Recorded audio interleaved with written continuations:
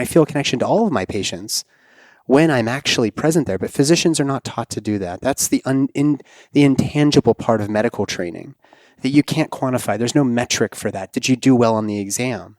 And that's something that comes from experience and with presence and with love. We need to be leading with love and compassion in medicine. And instead, love and compassion come way behind.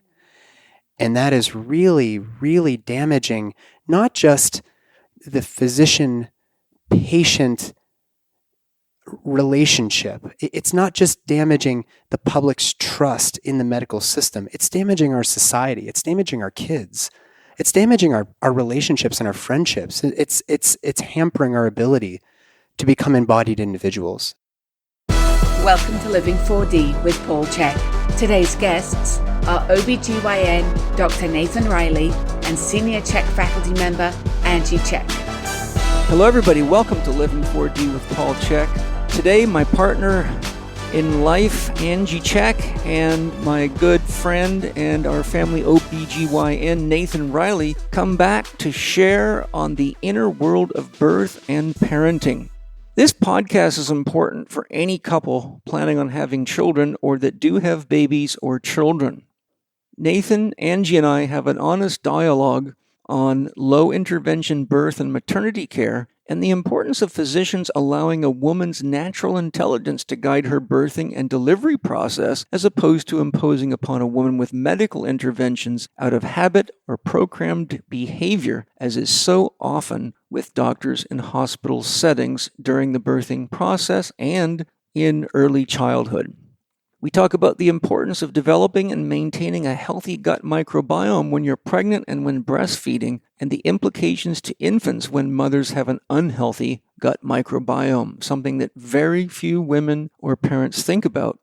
We explore what is being missed in the modern healthcare system regarding breastfeeding and maternal neonate bonding with the mother.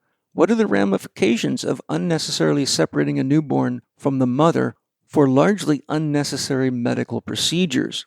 Angie, Nathan, and I explore the stages of childhood development and what parents need to know in order to best support these important stages of development with their children. We finish with Nathan explaining why children often get fevers, the importance of fevers for developing the immune system, and why doctors and parents should be more cautious about medicating children with fevers.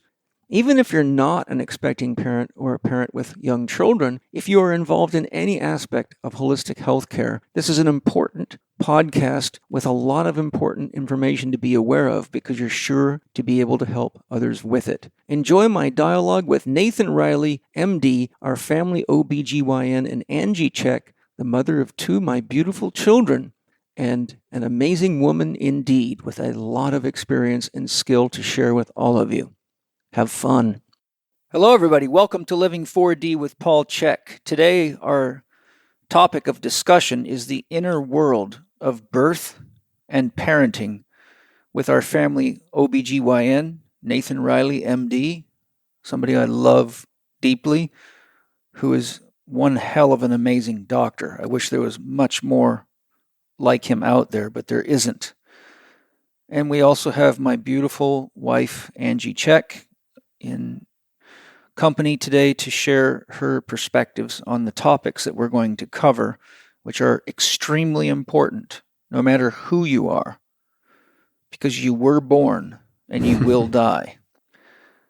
And what happened in your neonatal experience and your birthing process is inextricably linked to the life you're living right now, for better or worse. So our journey today is to really look at things that we all need to be very, very aware of and look at what the medical system has done to the process, beautifully designed over billions of years by Mother Nature. And so we're going to get into some very controversial topics. Nathan is a student of Rudolf Steiner's teaching in anthroposophic medicine, so he has an extremely holistic view with a lot of understanding and depth of experience. And he is hands down the best OBGYN and one of the most amazing surgeons I've ever known.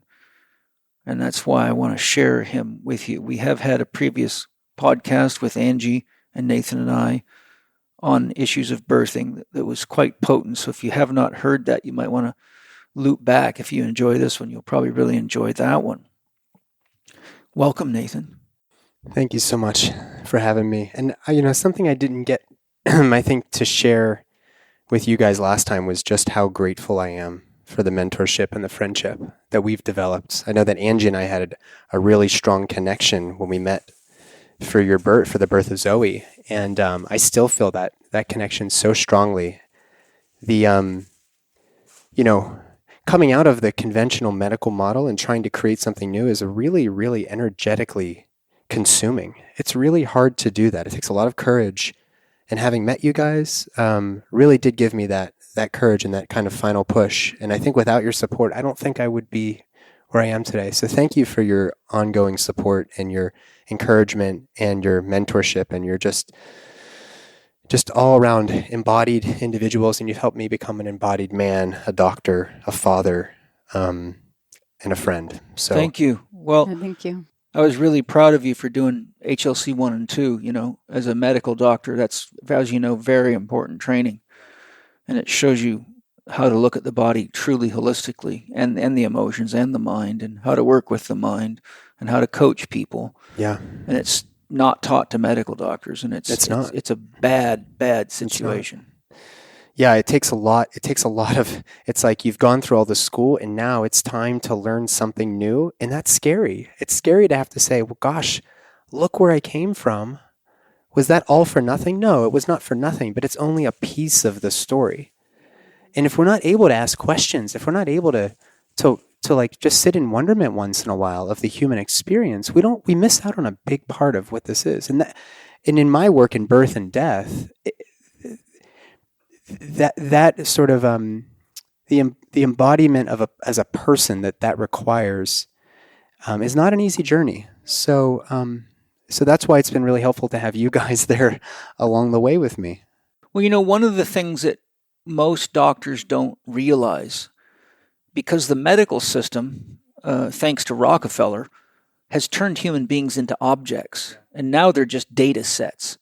And you can thank Bill Gates for the data set concept. He's pushing that to the extreme. So what happens is the doctor's not actually interacting with a person. They're interacting with what they think of as more like a biological machine, that this needs parts replaced and this chemical, that chemical, but it overlooks the soul of the individual. It overlooks the life of the individual, and it overlooks something that Jung drove home very clearly. In fact, I have an entire book on this. And that is that whenever two people get together, such as a doctor and a patient, there is a third being created out of both of them. And so why that's so critical for doctors and therapists to understand is because the third being, which Jung calls the third, is a marriage of the two of you. Just like when you have a child, it's the marriage of the two of you that produces that body of that child. And it carries both of you inextricably woven into it. So because of the way the medical system has oriented itself, doctors think that they're doing things to people. And that's where we have the problem with this treatment model. If I say I'm treating you to dinner, you automatically assume I'm paying. So when people go to doctors for treatment, they think they're just going to sell the doctor their problems, and the doctor's going to fix everything, and they're just going to walk out and it's all going to be fine again. Yeah, that's not how it works. No. And so the other part is that when a doctor objectifies a patient, he disconnects himself from the patient. The patient is external to him. But when a doctor's in a healthy relationship with a patient, like Steiner taught and many others, body, spirit, soul, Jung, and a long list of geniuses, then the doctor's in a real-time learning experience, and the doctor is actually learning from the patient, because the patient's wisdom is infused into him or her as the third, and his wisdom is infused into the patient as the third, and that's what transference is. So if a doctor's healthy and grounded and centered, there's a transference of that energy into the patient. If the doctor understands diet, lifestyle, relationships, then the doctor can actually use that wisdom in their own life experience to not only teach the person, but there's an unconscious transfer of wisdom energetically in the third. And if the doctor avoids the responsibility of relationship, then the person becomes an object or a machine, or, as I said, a data set, and healing is seriously hampered. It's very dangerous, and it's got us to where we're at now in the medical system. What you're describing is something you've described in a lot of conversations in the past and that we've talked a lot about personally, which is, it's this Cartesian, dualistic, reductionistic, materialistic way of looking at the experience of being human. And if you haven't gone there yourself, if you haven't actually done that deep soul searching, we just did 2 days of it. If you haven't done that work, it's very, very hard to become an embodied present person because there's not a you don't understand the communication between, whether it be a mother and a baby, or a physician or a caretaker, death doula, and a person who's passing over. Like, this is a relationship, and we're emerging as a separate entity altogether, which is why I think I feel such a connection to you, and I feel a connection to all of my patients when I'm actually present there. But physicians are not taught to do that. That's the intangible part of medical training that you can't quantify. There's no metric for that. Did you do well on the exam? And that's something that comes from experience and with presence and with love. We need to be leading with love and compassion in medicine. And instead, love and compassion come way behind. And that is really, really damaging, not just the physician-patient relationship. It's not just damaging the public's trust in the medical system. It's damaging our society. It's damaging our kids. It's damaging our relationships and our friendships. It's hampering our ability to become embodied individuals. And the emergent reality of that model is what's going on in the world right now. Isolation, masks, right? Segregation, You're exactly forced right. Injections. It is like the shadow manifested. It's dark. Oh God, yeah. It's dark and it's very dangerous. Like we're not wanting to feel anymore. No, don't show motion. Don't show concern. Suck it up. Keep on moving. Go, go, go. Work, work, work. Do what you're told. Do what you're told. Don't ask questions. Keep on going. And it's like, wait, what about grief? And what about sorrow? What about these other emotions that we are feeling that we're being told to ignore? And censorship is killing our ability to express our true values, our true emotions, our true concerns. And so once you start censoring, you disable the flow of energy and emotion. I describe love as the flow of energy and information through empathic and compassionate connection to self and or other. So once you start censoring, you disable the flow of energy and information through empathic and compassionate connection, because now you're afraid to say what's true for you. So it's like a child that keeps getting told to shut up. The child learns not to talk, and all that emotion gets bottled up inside of it. And it reminds me of a quote by Jung. He says, "We have killed the mythical gods and relegated them to the solar plexus." Wow. Now that's a deep statement. That is a deep statement. Mm-hmm. Okay. What he means is when we stopped understanding mythology and realizing what it really was, then gods like Zeus and Isis and all the other beings that connect us to the, archetypal root language of consciousness gets disabled. So what has to happen is we have to push those forces down into our solar plexus, and then they manifest as disease and neurosis and psychopathology. And Jung predicted that the outcome of that would be physicians that were pathological psychologically, and one of the things he said in that same statement, it was they would unleash pandemics on the world, and he said that in about 1950 something. Wow. Right? Sounds about right. Yeah. So it's a situation that will not change from the medical system out, because they're totally invested in money. It's all about money. it's got to change from the ground up. The people going to doctors have to shop for real doctors, and they have to demand real patient care, and they have to be much more discerning of diet and lifestyle factors, as we're going to get into. Because if they don't, they're going to die. They're going to lose children. They're going to lose their life. I have seen many women completely and utterly annihilate themselves after the second or third child because they did not know how to regenerate themselves between births. You know, my mother gave birth to 3 kids in a row. Wow. 1 year after the other. I mean, that is enough to practically kill a woman. In Native American cultures, many of them would not allow a woman to have sexual interactions with a man for 3 years after she gave birth, because they found that if she had a baby sooner than every 3 years, the chances of the woman dying in the process of childbearing or in the recovery was so high it completely disabled the tribe. Wow. And that's one of the reasons they didn't practice monogamy, because it was too hard for men to wait 3 years to have sex with their partner. So Well, that makes a lot of sense. a man could have sex with other women while he loved and cared for his wife, but his whole function was to support her regeneration, which medicine men and wise elders and the shaman were the orchestrators of, to determine when she was ready. You know, it always boggles my mind how the medical system tends to refer to these ancient cultures as antiquated, stupid, backwards. But the truth is the reverse. These people knew how to survive with a lot less technology than we did. And they were much more connected to the earth and much more connected to the forces of nature. And they knew the importance of ritual. They knew the importance of community, of tribe, of sharing the load.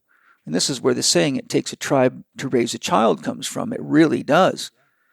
And we've got this Christian dogma and isolation and segregation and ethnocentric religious ideals coupled with scientific materialism, and it is a formula for world destruction. It really is. And the medical system has its fingers in every part of culture. No one isn't touched by the medical system. That's right. That's Especially right. This today. is important. This is important. These conversations are important.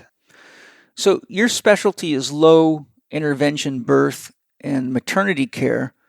Can you explain to us what low intervention birth and maternity care really are or should be? Yeah, and I'm just going to allude back to sort of some of our conversations about Angie's birth.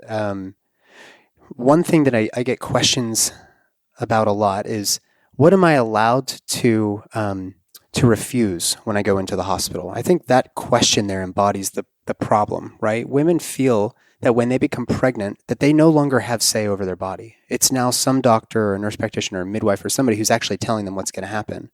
So much so that we actually feel like, you know, when I go to the hospital, am I allowed to refuse IV fluids? Am I allowed to do this and that? And this medical system has trained us to feel like once you enter the hospital, things just happen to you.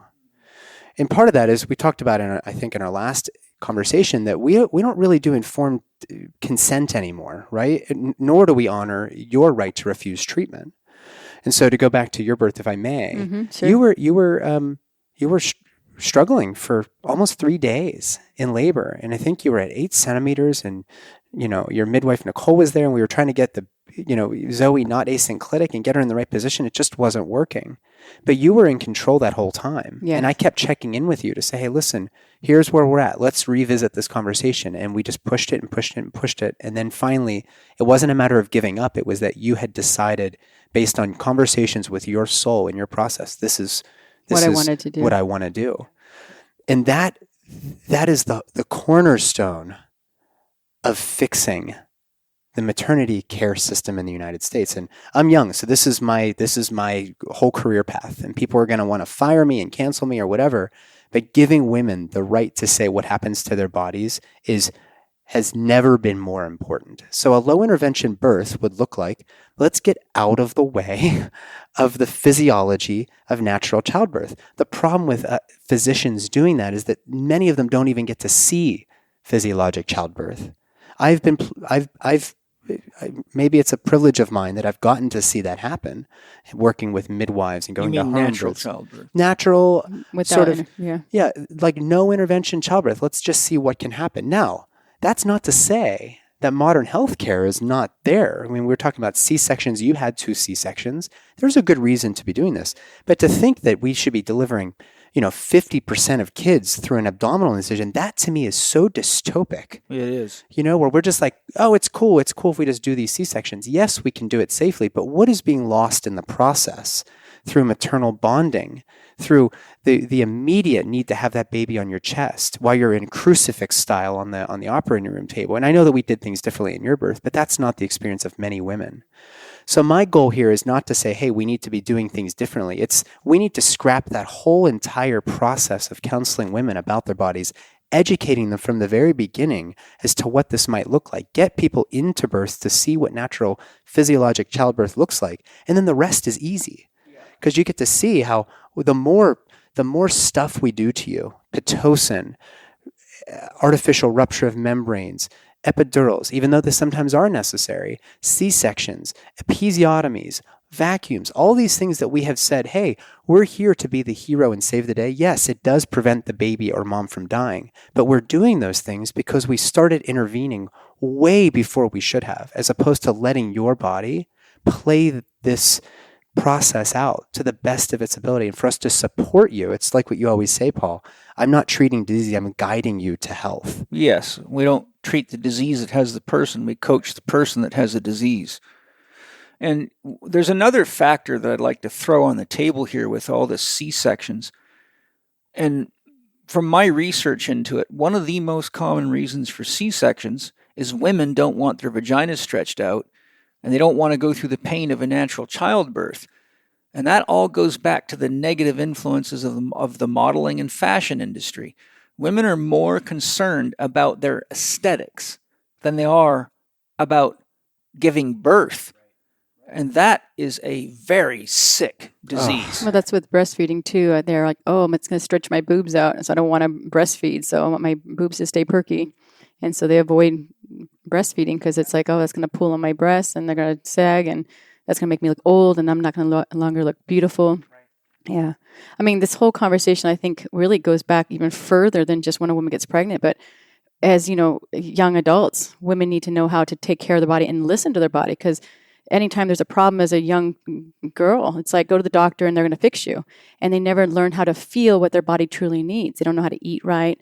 It's like, take this medication. They don't learn to sense what they really, really need.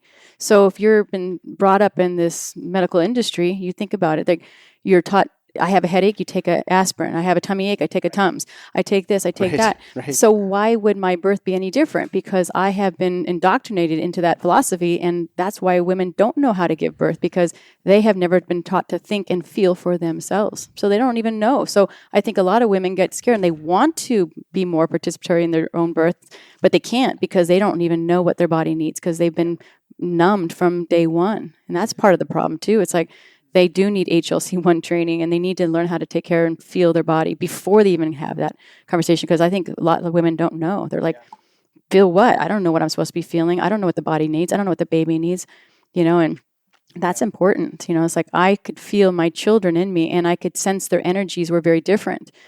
I was like, wow, this one wants me to eat fish. This one doesn't want fish. This one wants chicken. This one doesn't want. And honoring that, because, a lot of women go, oh, I need to eat this. And they force food in their stomachs because they think it's what they need. And it often makes them sick. And somebody gave them a list of, these are the good foods, as opposed to actually checking in. Is this a good food for me? It's like, yeah, if you're eating healthy food, all of it's good. But it's Mana, I couldn't eat a salad to save my life. It's like, I could not eat it. I could eat a cucumber, I could eat a tomato, but I couldn't eat them mixed together. It was like, don't do that.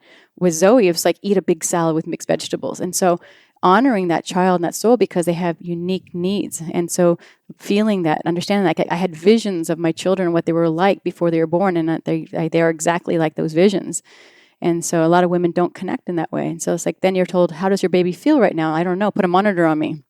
And I could feel. And that's why at one point in my birth of Zoe, I was like, I think I need to change gears now, because she was fine. She was fine. I knew she was fine. But there was a point in me that I'm like, okay, I can feel she's getting stuck. And this is becoming a problem now. And so I could feel when that initially started. But until then, I was like, I want to do this. I want to fight for this. but knowing when you know what to do, and having that opportunity. And I felt like I was fully in control of my birth, so I don't have any regrets. With Mon, it was the opposite. It was like, oh my gosh, emergency, he's going to die. And it was like, take this baby out. And I didn't have any control. And that was like, I felt like, yes, I have this beautiful son, but I had a loss of the experience because it was taken away from me. Like, you don't know what's going on. And I'm like, wait a minute, I'm feeling my child and he's fine. But they're like telling me he's not. And I'm like, no, I know he is, that, like, heaven forbid you have some sort of intuitive, nature as to what's happening with Mana or Zoe, whatever, baby, my wife's pregnant right now. She is so in tune with that baby. And in childbirth, what we do is like, we say, oh no, stupid woman, you couldn't possibly know. Let's put you on this monitoring system, which we call fetal heart rate monitoring. It's the oh yeah, we know all about it. Yeah, and they force you to have it, right? Yes. And it doesn't matter how many times I tell them, hey, this does not need to be continuous. The baby's totally fine. There's moderate variability. There's accelerations. We don't need to be doing this continuously. It's causing you harm. And potentially that stress response is actually affecting your labor. So this is what we talk about with low intervention birth. Let's not do those things. When Angie went for her last checkup with Mana, you remember I told you the morning you left? I said, I don't feel good about this. Something bad's going to happen. I don't want you to go to this checkup. I just felt uneasy about it. And sure enough, I got a call at 2:00 in the afternoon. I'm in an emergency state. You need to come to the hospital. I need to know what you think I should do. But there's two things that came up. One of the problems is that so many mothers that get pregnant do not have a regular exercise routine. They don't take care of themselves. The number of overweight and obese women I see pregnant is shocking. It's absolutely shocking. That is not a person who is ready for the rigors of childbirth. I mean, if you can't deal with gravity, I got news for you. That childbirthing process will kick your ass. You're dealing with something far more intense than a marathon. Yeah, there's this is the fight of your life. And I know that you were there. I remember seeing it. I will never get that look out of your face, but I've seen it with my own wife. Like, you are the goddess embodied. And people do not realize this is not a medical procedure. This is a rite of passage. This is a beautiful, sacred thing. It's a spiritual process. It's a spiritual process, way more than it is a physical. And while there are physical elements, gosh, that transition from maiden to motherhood is something that when we hook you up to monitors and we try to quantify and put some metric on, how is the baby doing through an unvalidated software program, by the way. Exactly. And we know the more we try to quantify things, the less we actually fall out of line with our intuition. It's like you said, we don't want to have to think, we don't want to have to feel. Let's just have somebody tell us the magic number. And we know it doesn't work. We don't have great mortality and morbidity statistics in the United States. Of all of the developed nations, the United States falls way behind, not just in healthcare. I know you've brought up the WHO reports from 2002, but also just in maternal and neonatal morbidity and mortality. We're stuck in this place where it's like we're trying to throw more numbers and more quantification of labor. Why? Because for every deviation from the algorithm, it's a drug or a procedure, a billable process. Revenue. If you look at Biochemical Individuality by Roger Williams, have you ever read that book? No, I haven't. That's a freaking good book.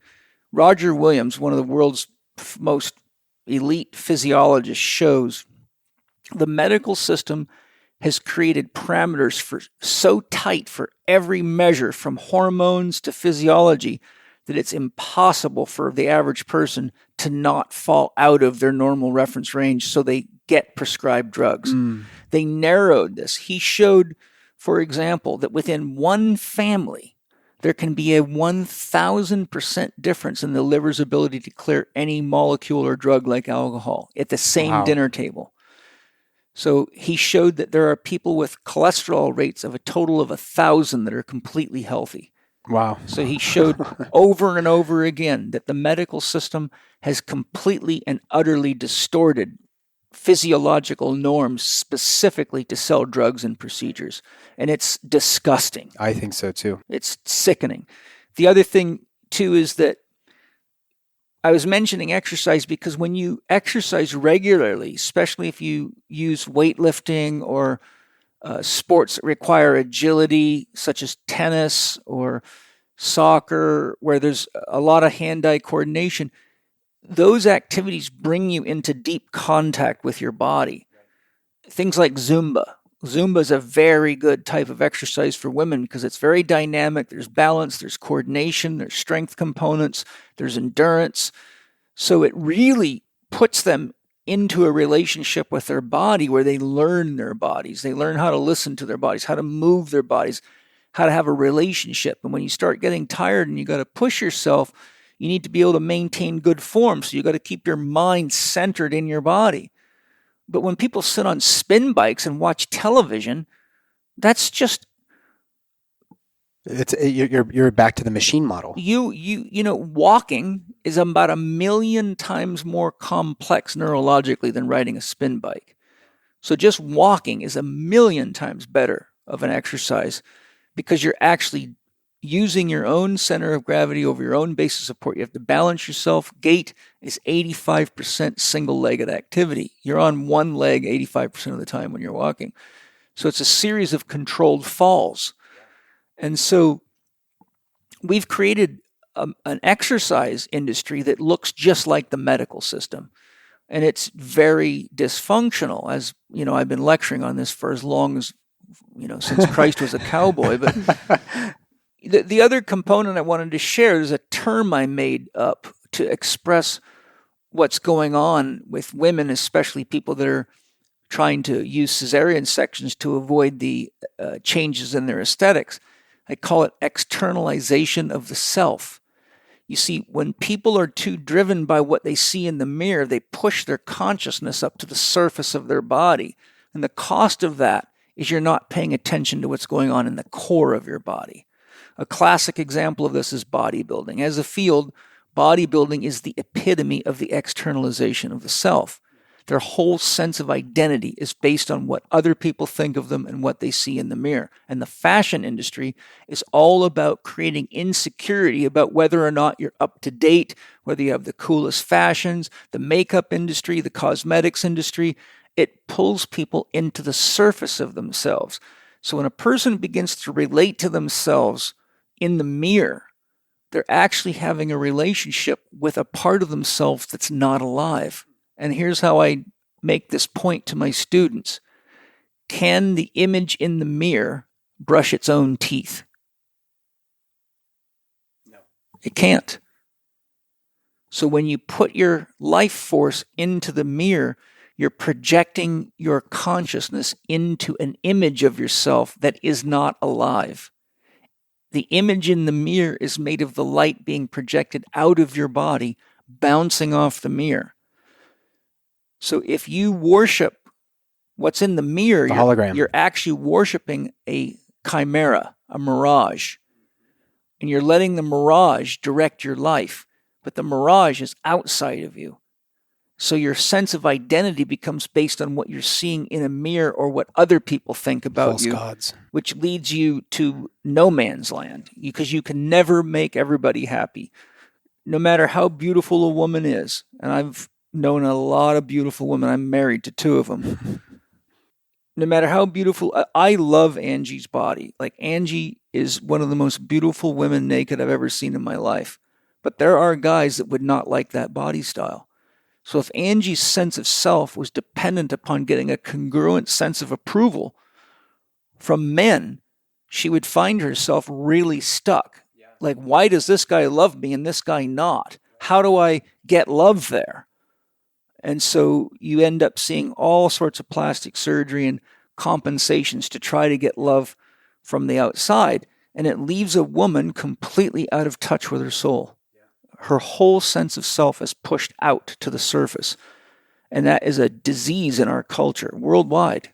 And you could thank the fashion industry and the modeling industry and the bodybuilding industry and the cosmetics industry for doing that for people. And billions, if not trillions of dollars spent marketing to hook people into thinking if your lips just look a bit better, if you have permanent eyeliner, this stuff is toxic and dangerous. And when women come from that mindset into becoming a mother, they are totally and utterly ill-equipped for the relationship unprepared that they are inherently responsible for. They are disconnected from the life inside of themselves. If you can't connect to the life in your own body as a woman, you will never connect to your child. And that child now becomes an object, more like a tumor growing in your body. It's like an accessory. Yeah. Did you know that Symbiotica means harmony? And you're really likely to enjoy my podcast with Shervin Jaffaria, the founder of Symbiotica. Symbiotica is an amazing company that makes excellent products to aid healing, enhance longevity, and improve performance at all levels of your being, from your spiritual practices to your athletic endeavors. I highly recommend you go to Symbiotica.com and check out their top-notch organically sourced products that include excellent tasting supplements like their Synergy Vitamin B12, which elevates energy naturally, to their Sheila J minerals, which help you better regulate your hormonal system. Their Biocharge activated coconut charcoal is an excellent detox support and removes toxins and poisons from the body quickly and non-invasively. Their organic longevity formula is one of my friends and students' favorites. They rave about it. I really enjoy their Regenesis liposomal glutathione for its amazing antioxidant powers, which is really helpful for anyone that enjoys vaporizing tobacco and herbs like I do. They also have great immune support products, water filtration options for drinking and showering, and some cool clothing and more. When you go to CYMBIOTIKA.com and use your Living4D discount code, which is capital C, capital H, capital E, capital K, 15 on checkout, you get 15% off anything they sell, and you won't be disappointed. Enjoy Symbiotica. How does gut dysbiosis in the mother affect the gut microbiome of the child? And what are the consequences of the mother's lack of health on the fetus itself? So this is a big one. This is a really, really challenging one that the conventional medical model is not really talking a lot about. There are some people that are starting to gather the pieces, but even when I was in residency, there was this trend too, and I think you guys may have done this with Zoe, where you swab the vagina and then try to we did it with impregnate. Both of them. Yeah. That was a pretty unpopular thing to do, but it makes a lot of sense, right? We know that 85% of the immune system is in the gut, right? Through lymphocytes and neutrophils and macrophages. It's in all mucous membranes. All mucous secretory membranes. IgA, 86 to 89% of it lines your secretory IgA. 86 to 89% of secretory IgA, which is your primary immune defense, first contact defense, lines all mucous membranes. Eyes, mouth, nose, vagina, rectum.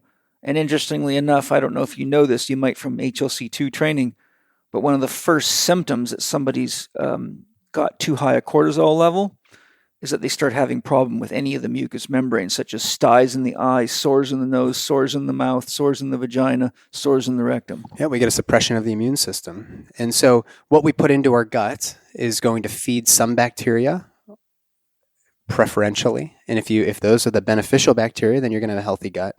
If it's feeding the opportunistic bacteria, you're going to have a dysregulated gut or dysbiosis.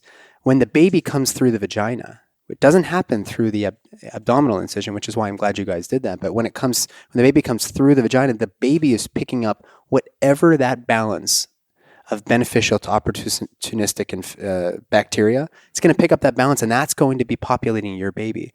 So in many ways, generationally, this is actually how we may be passing through autoimmune issues or psychiatric issues. I mean, Gut and Psychology Syndrome is a pretty classic book by Natasha Campbell, and it was pretty controversial. It still is controversial. But when we think about anything that's true is controversial. Well, that's true in and of itself. Including telling the truth these days. Yeah, right. So what I tell people when they're pregnant is whatever you're putting in there, also your baby's getting the benefits, right? We need all those bacteria in the gut to absorb a wide variety of micronutrients and vitamins, and to keep some of these potentially pathogenic bacteria at bay. So prebiotic, fiber, probiotic, those are all things that we incorporate into our diet, sort of on a routine basis.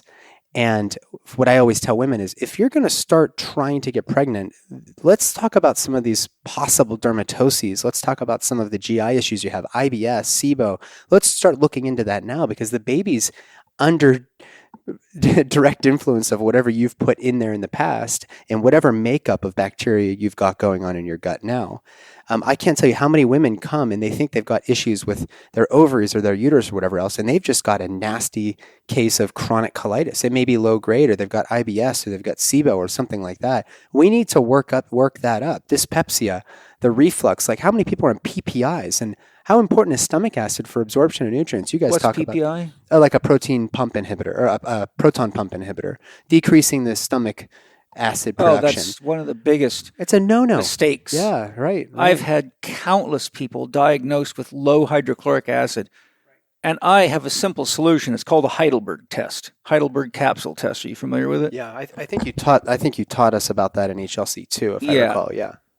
Every single person in my entire career that was diagnosed by a physician as having too much stomach acid and put on antacids had low HCl production.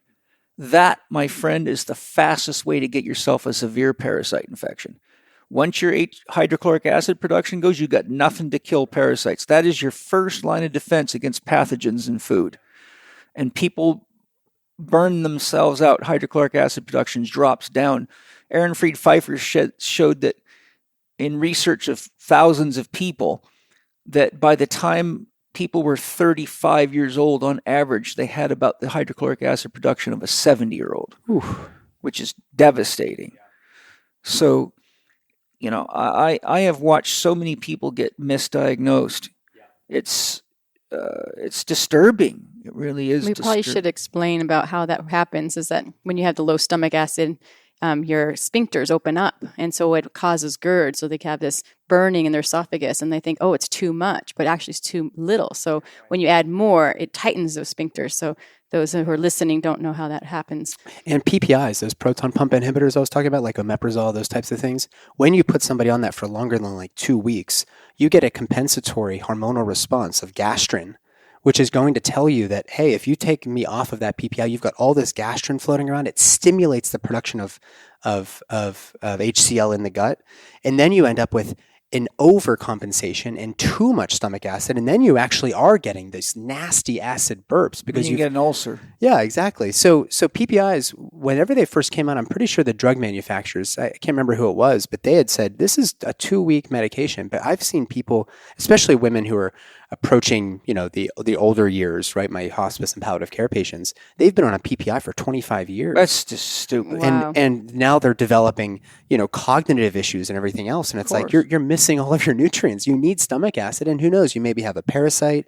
You may have an overgrowth of candida. You might have some crazy other imbalance. Or all of them. Or all of the above. I've seen all of them at once. I've had people with 16 parasite infections at once, and a fungal infection from hell, wondering why they feel like shit all the time, and never gotten any effective diet intervention or lifestyle intervention from doctors at all. So what we're highlighting is the very fucked up situation the medical system's in. But what I'm highlighting is it is not going to change, because it is not a healthcare model. It's a disease maintenance model. It's a business model. We palliate symptoms. Has nothing to do with helping people heal, other than surgical intervention, which a lot of that's unnecessary. So we have got to change this from the ground up. If we don't buy it, they can't make money off of it. Amen. So it's a matter of doctors like you All the money. creating centers for women to go to get real medical help, holistic, integrated medicine, with the intention of educating people how to regain the wisdom of the body. Because no matter how smart a doctor is, all that doctor's knowledge compared to what's in a woman's body is a thimble next to the ocean. That's so right. And to even project that further, every doctor does not have all the answers. I rely on you guys a lot, and your teachings and the books you recommend me to, and other HLC or Czech practitioners like Sarah Gustafson and some other really great people that I'm working on some projects with. Like, I need your help too. Like, I don't have all the answers. I'm not saying, hey, come to the doctor because he has all the answers. I'm saying, hey, I'm a doctor that's saying I don't have all the answers. But that's exactly why we're going to be able to get down to the issue. We're not just going to put a Band-Aid on that. It's going to take some patience. It's going to take some time, but we'll work through this. We'll get you feeling better. I built the whole Czech Institute on a multidisciplinary model. That's great. Every Czech professional is taught to graduate level 4. You have to answer questions on how to refer to 19 different allied healthcare and healthcare professionals. I need to know when you need a neurologist, an endocrinologist, a psychologist, a Feldenkrais practitioner, an Alexander practitioner, a dance and movement educator, an internal medicine doctor, a liver specialist, a cancer specialist, an orthopedist. If my practitioners cannot make that distinction, then they will do the most dangerous thing. There's an old saying, if all you got in your pocket is a hammer, everything looks like a nail. And so there's another saying, you see what you treat and you treat what you see, which means whatever you were taught in school, whatever your profession is, you can't see outside of that framework. And I built the entire institute by studying with every kind of doctor and therapist I could and working with them. And I ran a multidisciplinary pain management group for years where I chose 13 of the best doctors and therapists I could find. And every couple of months we'd get together and bring our toughest cases, and we would share those cases. And then each doctor or therapist would say what their approach would be to that patient. And everybody else got to hear how they would approach it. And it was mind-blowing. Wow.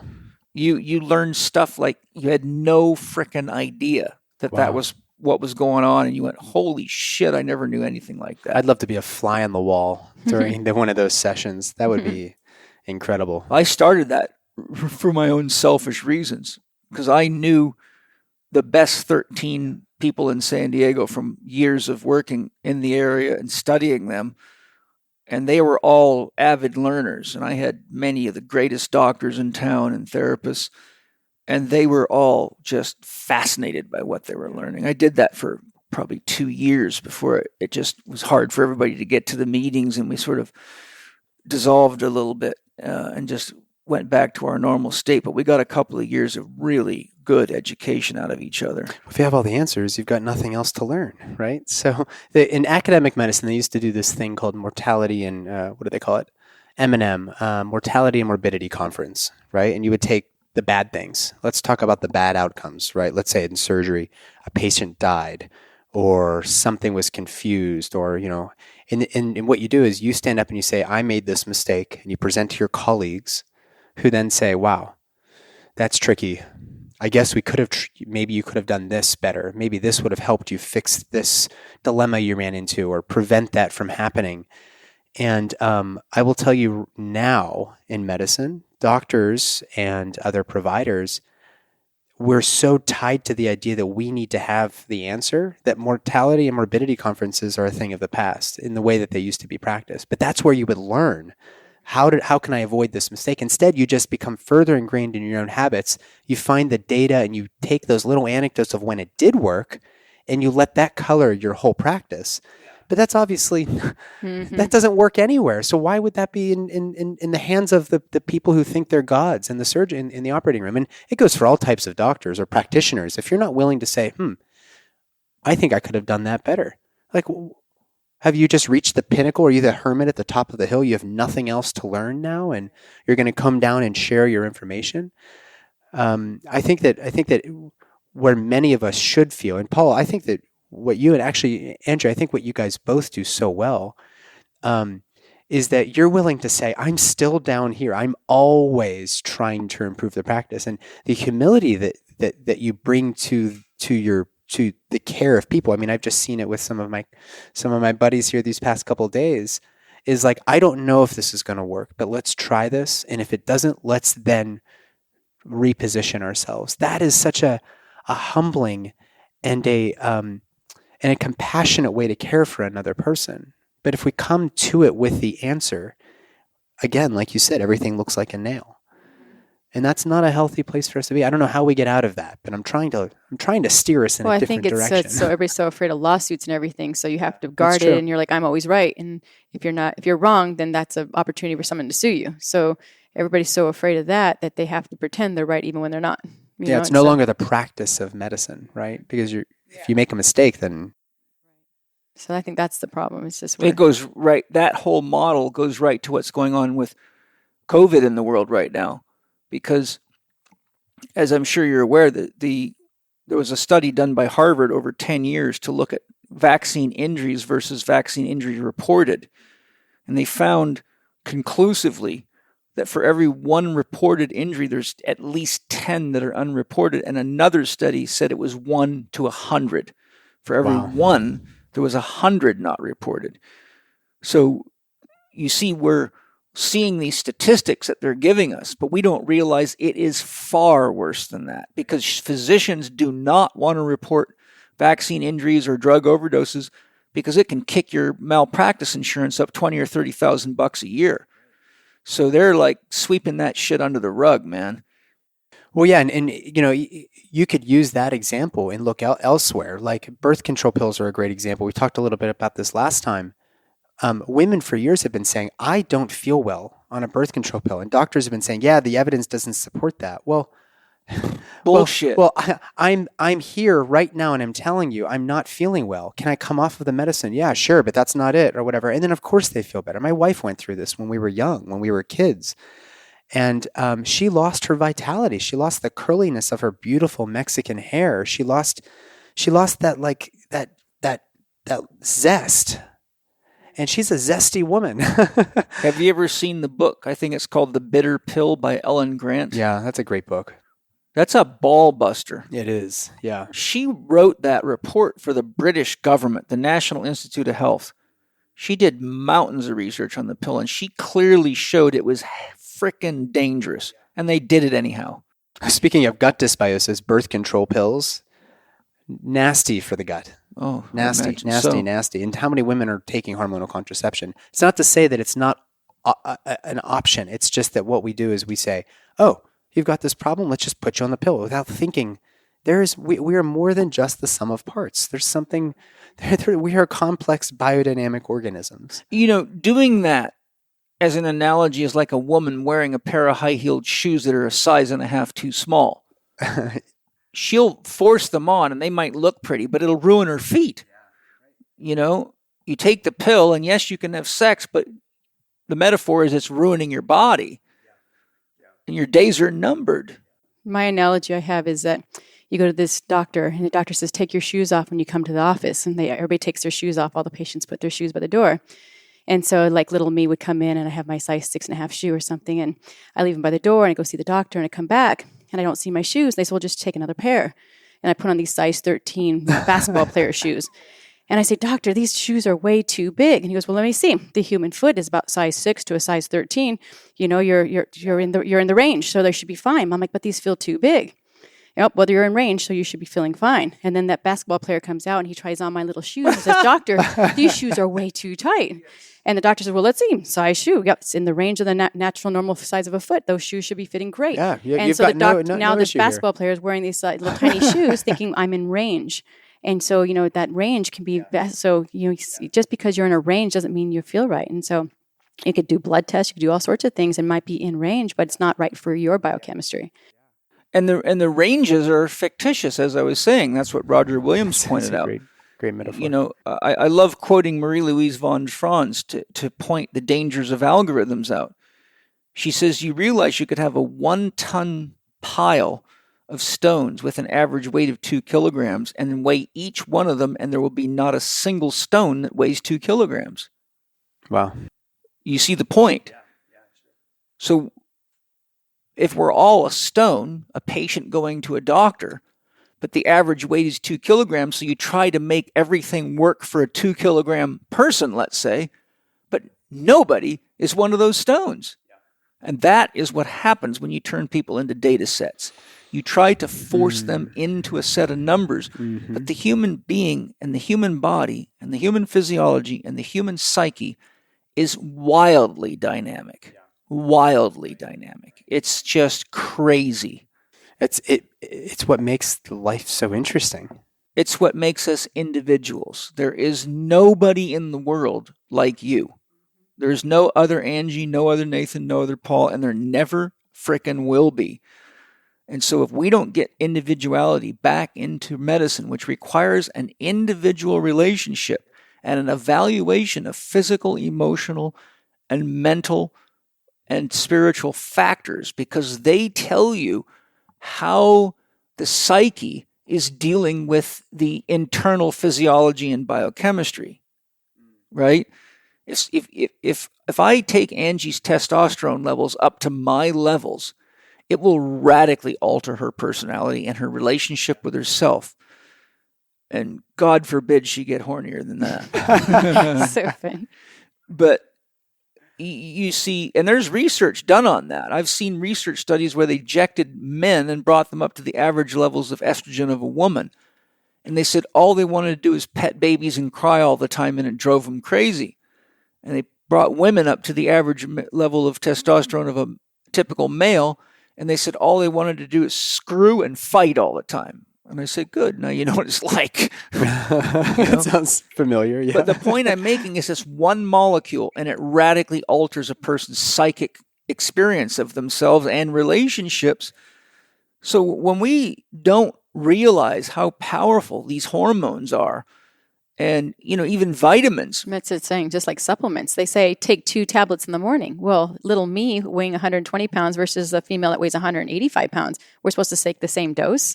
So I always tell people, we teach HLC2 how to soul connect and asking your body, what do I need? Do I need 1 pill, 2 pills? Do I need any of these pills? Because sometimes we're so quick to say, I need this vitamin, I need this supplement. And it's like, do you really? And maybe you need it today, but do you need it tomorrow? And always checking in with yourself, because you might find that today I need to support myself with extra boost of immune system supplements. And then tomorrow it says, I'm good. Yeah, but exactly. just that you don't need to boost it every single day, and sometimes you need more, sometimes you need less. But the pill says to take 2 every day. And so you get programmed to believe I need 2. And it's like, what's that based on? And so do I need all that? That's why we teach soul connection, muscle testing, and logging. So you have 3 levels of intervention, and you have to mature into soul connection. But there's something I want to point out, and that is that there's an excellent book I've studied thoroughly called Science in Agriculture by Arden Anderson, who's a rare guy. He's got a PhD in soil science. He's an MD. He's an aerospace doctor. Wow. He's an Air Force doctor. Jeez. And he takes care of, fighter jet pilots and stuff like that. But in Science in Agriculture, he makes a profound point. He said vitamins were named vitamins, but they're not really vitamins. He says vitamins are plant hormones. Every vitamin and almost every hormone in your body can be found in the rhizosphere of a plant, meaning the root space. If you do a biochemical analysis on the root space of plants, almost every hormone that we have, they have. Wow. So what he's pointing out is that we have developed this relationship with vitamins as though they're something else, like food supplements. But what he's saying is they're actually plant hormones, and they're as powerful as hormones. And if you don't understand that, then you get all these people popping piles of pills, not realizing they're completely screwing their biochemistry up. I couldn't agree more. Yeah. Hi, everybody. Do you guys want to know one of my secret weapons that helps me avoid being sick or feeling run down? It's Organifi Immunity. Organifi Immunity is a super high-quality, certified organic drink mix that provides daily immune support and supports overall immunity. Organifi Immunity contains whole food vitamins C and D, whole food zinc, mushroom beta-glycans, and provides only natural sweetness. Not only will you support your immune system, but you'll also get on-the-go superfoods in a delicious orange blend that is great for you and your kids, and everyone will love it.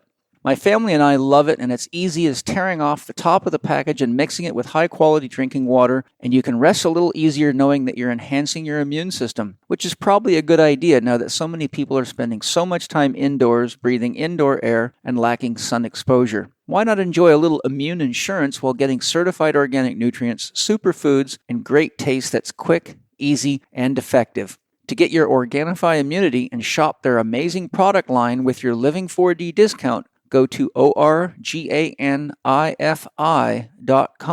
and save 20% on any and all of their products using the code capital C, capital H, capital E, capital K 20. That's check 20 during checkout. Enjoy Organifi. What is being missed in the modern healthcare system regarding breastfeeding and maternal neonate bonding? And, this is an area that triggers the shit out of me. I'll let you know. Oh my gosh, yeah. I've studied this extensively, and it pisses me off. There is an utter underappreciation for the spiritual process of birth, as we've mentioned, and the connection that a mother is developing with her baby in the womb, which leads to the intuitive process that you described in determining, hey, I think it's time to change courses or whatever. But far more important, what happens when a baby is born, right? In a hospital setting, most commonly, you get a flurry of activity, unless you have somebody like me there, where I'm shooing people out of the room and getting in trouble for it. But hey, this is a transformation we've just been a part of. And in that golden hour, there is some magical shit happening. Oh, yes. So if you can sit there and be present, instead of going to wrap the baby up and put the burrito on the baby on the mom's chest and getting her all cleaned up, there's some really important stuff that happens. But it's not just in that 1 hour. It's in the entire childhood development. They've started this bond with you. And as the baby emerges, right, we have this soul who's passing into the earth school, right? And all the subtle bodies and those very, very, intricate, I guess is the word, connections to your subtle bodies as the mom and as the dad too. I mean, there's absolutely. some powerful shit happening here. As that happens, when we take a baby away, you've just been stripped from the opportunity to continue that increasingly important work as this soul emerges, right, in physical form. And so to go back to the C-section conversation, we have all these ideas about gentle C-section one, and I think that's a good first step.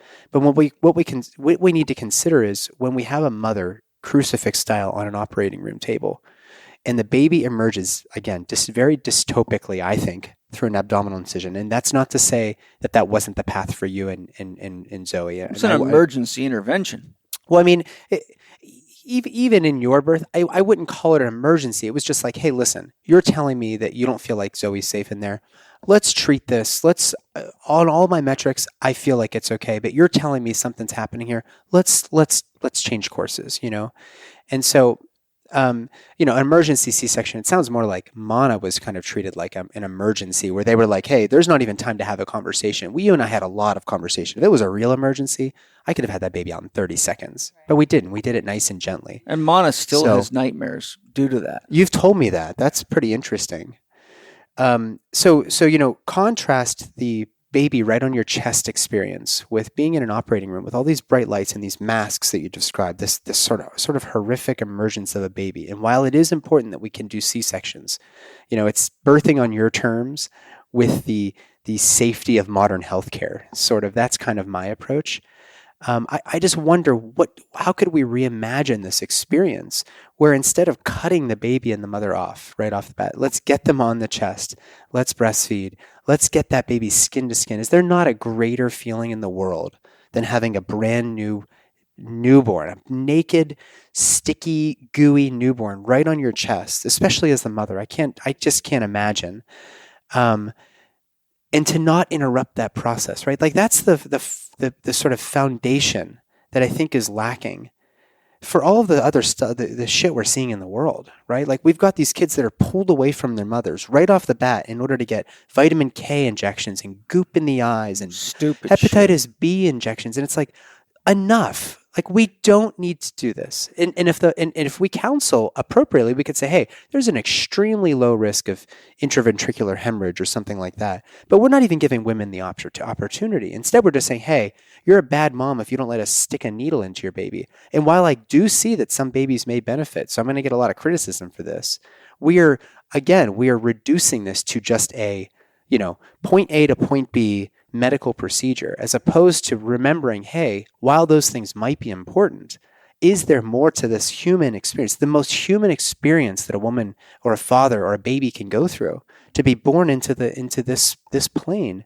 Is there something more that we're missing? And the answer is obviously yes. There's another factor too, and that is that, can you possibly imagine coming out of your mother's womb into the world, having just taken your first breath, and all of a sudden you're laying in a steel cart somewhere with flat, giant, bright lights in your eyes and people poking and prodding you? Sounds like a nightmare. Well, and then the goop in their eyes. I'm like, the baby's trying to use their eyes for the first time and see around them, and they can't. They got They've stuff got in this, it. yeah, And this you're like, haze. and they can't take their hands and wipe it off because they can't control their hands yet. And they're just like, I'm panicked. I'm seeing this, I can't see. They don't, that's. It's cruel. Mm-hmm. It's like you begin your life being tortured and segregated. It starts off the whole adult experience where people are just these slaves to a system. They've been carted along on a conveyor belt their whole life. You become a machine. Yeah. You become an object again.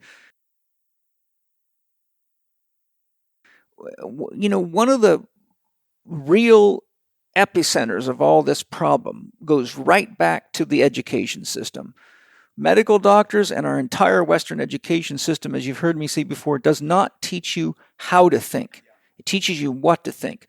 So most doctors and therapists are recipe card users. They don't think for themselves. I used to have battles with physical therapists all the time because they would get a prescription from the doctor about what they had to do with the post-surgical shoulder or whatever, and it was dead clear to me that prescription was not going to work based on my solid orthopedic assessment of what was wrong. And I would say to them, you're going to do that, even when it goes against your own evaluation. You are the physical therapist. That's why you're there. The doctor's not a physical therapist. So they would just do what the doctors told them, but the doctors don't know what the frickin' hell they're doing.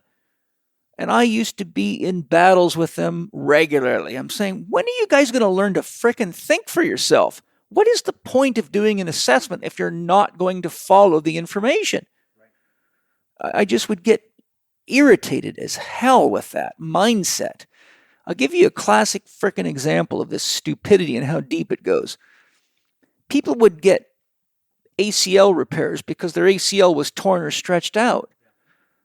And the therapist would be, post-surgical ACL, would be ultrasounding the shit out of that thing and then mobilizing it. And I'm like, do you realize that this person just got tightened because of ligamentous laxity, and you are using a heat source which stretches ligaments, and you're mobilizing the ligament? You are going to take that surgical repair and turn it into another instability. And the question is, how many frickin' surgeries can that person take before you wake the fuck up and learn how to use your tools? But what are they doing? Following a damn prescription, not questioning the doctor, not looking at the science. I would say to them, what the fuck did you learn in physical therapy school? And one of my buddies said something pretty profound. We used to be an internship site at the clinic I worked at for 4 years for physical therapy rotations from major physical therapy schools like Ithaca, New York. And I was tasked with each new intern had to spend a part of their day with me every day. They had to do a 3-month internship. So usually they'd spend like 2 hours and sit with me when I evaluated and learn what I did. And it would blow their minds. They're like, where did you learn all this stuff? And I said, well, the question is, why haven't you? And so one day we're in the staff area where our desks are. There's 22 physical therapists and trainers there, athletic trainers. And the student, this guy's name was Brian, real sharp guy. He said to me in front of everybody, he goes, Paul, he goes, how is it that you know all this stuff and we don't? And my buddy, who later became my business partner in Golden Triangle Rehabilitation, very sharp therapist named Steve Clark, he looked at him and he said, when you were in school learning how much water was displaced when you stuck your hand in a bucket, Paul was studying what really matters. That's the difference. And that drove the point right home. And So, what are the stages of childhood development, and what do parents need to know in order to support those stages? Yeah, this is this is one of those topics that I'm a new dad, and I've had to do some really, really deep soul searching. I think I did some more deep soul searching recently with you. No surprise there. Just so you know what he's referring to, we've just done a 2-day healing ceremony, a very deep one with 6 of my closest friends, including Nathan. And there was a tremendous amount of deep, profound emotional healing that happened. There was a lot of very, very intense emotions experienced and trauma being healed and a lot of other things. So that's what Nathan's talking about. Yeah, and I think 5 of the 6 are fathers. And a lot of the things we've been talking about already today kind of lead into this sort of framework where these little kids are just information in, information out, and we forget about the whole experience and what is developing in these kids. And this kind of goes back to Steiner's work. It goes right back to Steiner's work. In fact, I actually found his work to be the only framework that I could lean into. And Kim John Payne wrote a book. I actually brought you a copy, The Soul of Discipline. I think it's a male, I'm not totally sure, but Masters of Education, and talks about the childhood developmental periods, which correspond exactly with Steiner's work from 100 years ago. But those early years, the 0 to 9, I think that we're starting to get parenting a little bit confused. Like, these little kids are still not even fully embodied. Like, they're on little acid trips when they come out. Oh, hell yeah. They're full on. They're in a Rumi journey, man. Right. So when parents are like, which one do you want? It's like, that's not their job. They don't have the development yet, spiritually, emotionally, psychologically, to make these decisions. And this is something I've had to work with my own daughter.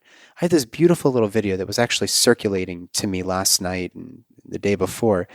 My wife took it of me and Penelope, my daughter, and she's picking sunflowers. And I'm sitting there taking a picture with my daughter at the camera. But Penelope, my daughter, sees it as Dad is sitting here with me. And at some point she turns to me and goes, and looks directly up in my face and goes, "Ma," like she just wanted a kiss on the mouth. And there was a moment there where I realized that little kids are looking at us they're not looking at us just to like not even just to give them the things that they need. That's a big thing. They don't know to ask for that, though. They just need you to be present, looking at them in the eyes and reconnecting with their soul. They've had this bond with you who knows how many lifetimes before. And here we are emerging. And who knows, Penny may have even been maybe my father reincarnate. Who knows? I mean, that's probably a different conversation for a different time. But in those first 0 to 9 years, you are the decider, and they just need to know that they're safe.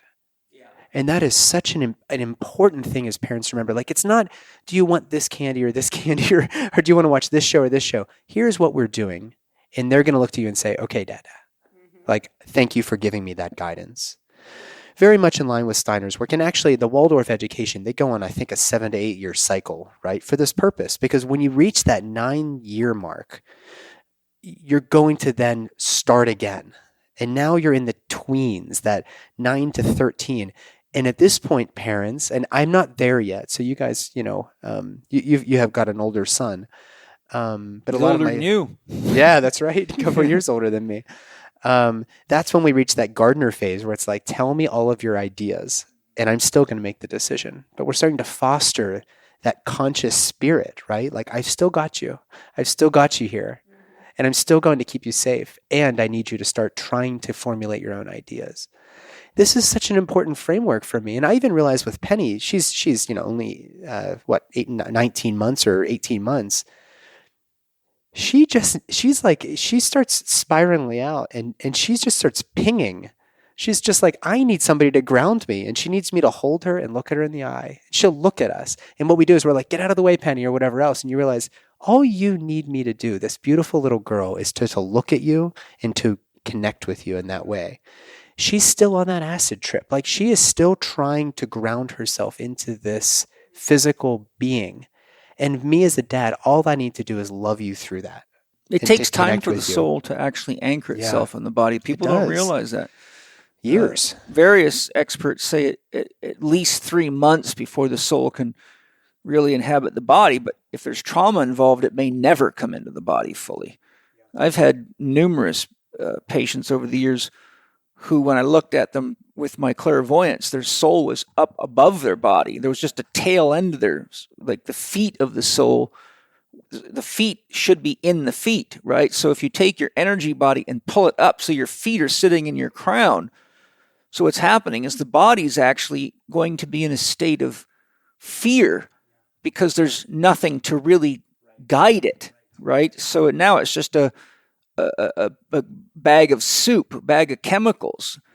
The consciousness has departed, which is exactly how people get diseases.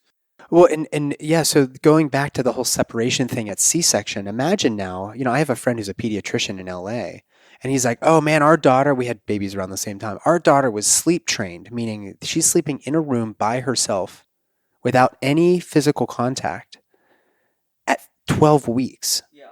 And I was like, wow, tell me more. Like, why did you choose to? He was like, well, I knew it would work.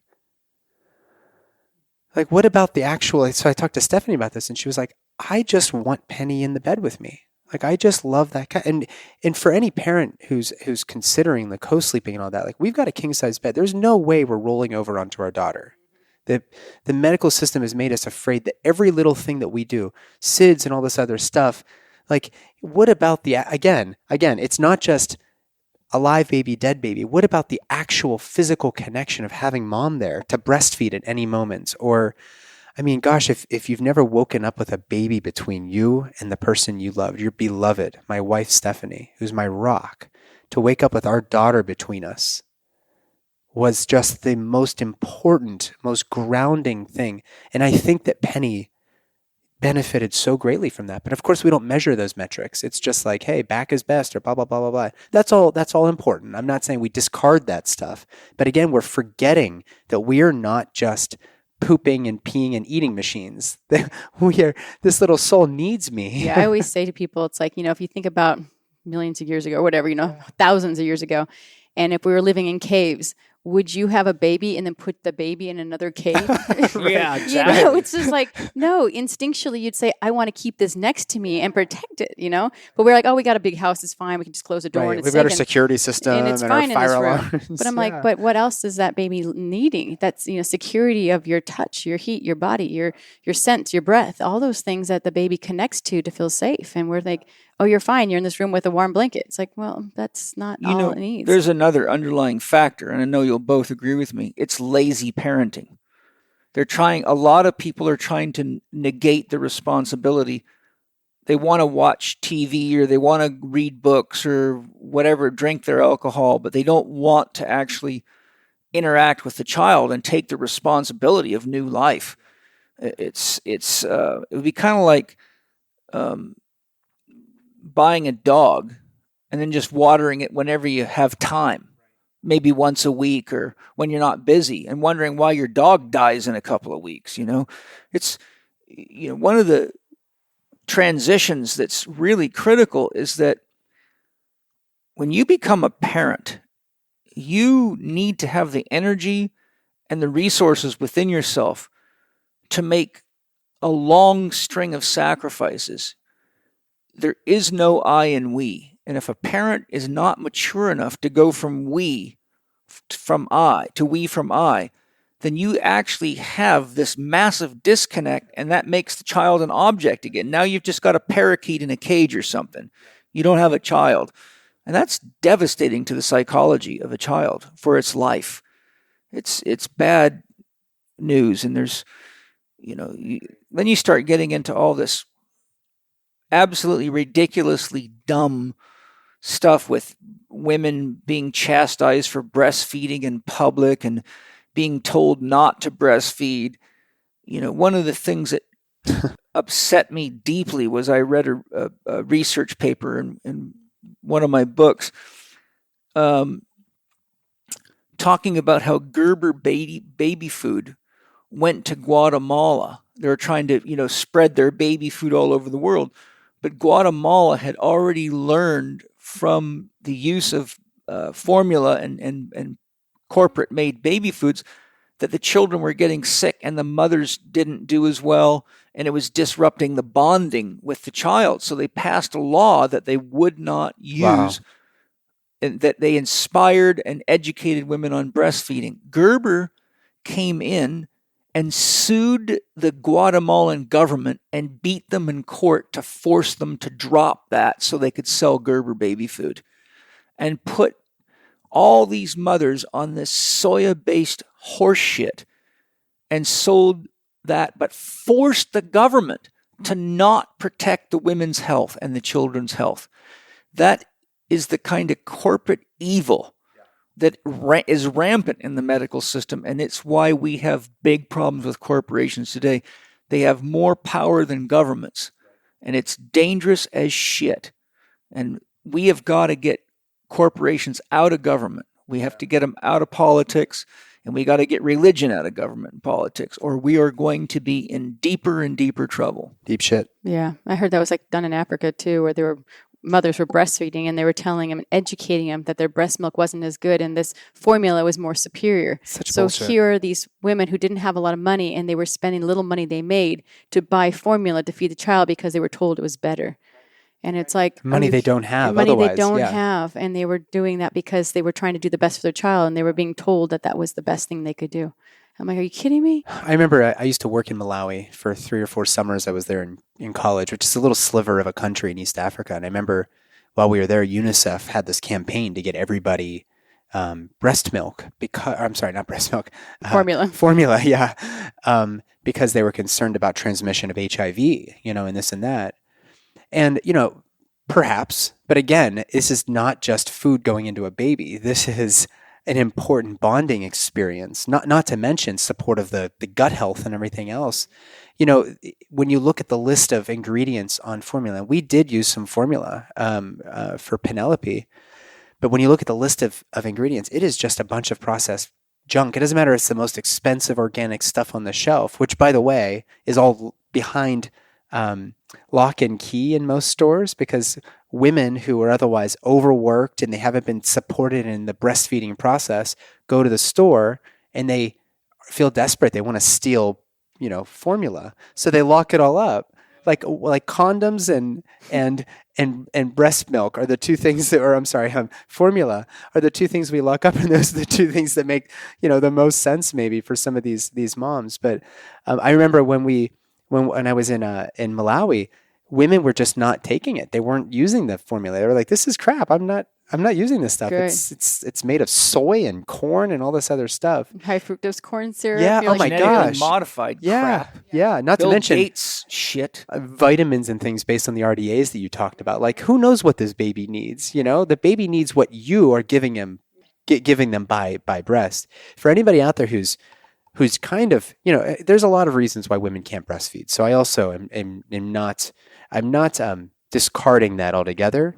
But if Tom Cowan and Sally Fallon wrote a book, the baby book, it's a Nourishing Traditions book, and there's in there a recipe that has a natural formula you can make using raw dairy and some lipids and some other stuff you kind of put in there in order to better represent what a baby should have if you're in can't a produce position where you really aren't able to produce. And there are people who really do need a better alternative, but this formula stuff is just a racket. Yeah, another one. Yeah, another one. Paleo Valley makes some incredible superfood bars that are a lot different than what most people think of as a superfood bar. I've got Autumn Smith, the creator of their superfood bars, right here to tell you about them. Autumn, what is so unique about your awesome superfood bars? Well, our superfood bars are unique because not only do they not contain refined sugar or GMOs or any of the freaky additives that you'll find in most bars or gluten or anything, but they're just whole foods. They're low in sugar.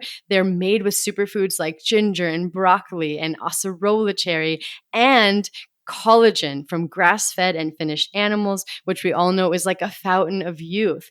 And so the best part about them, though, is probably the flavor.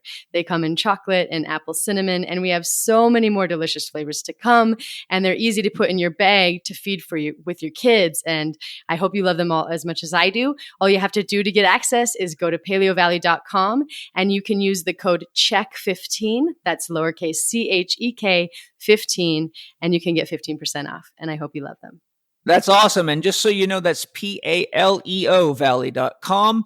And I know you're going to love Autumn's Superfood Bars. You talked about the stages of childhood development, but you didn't tell us the stages. Could you elaborate on that?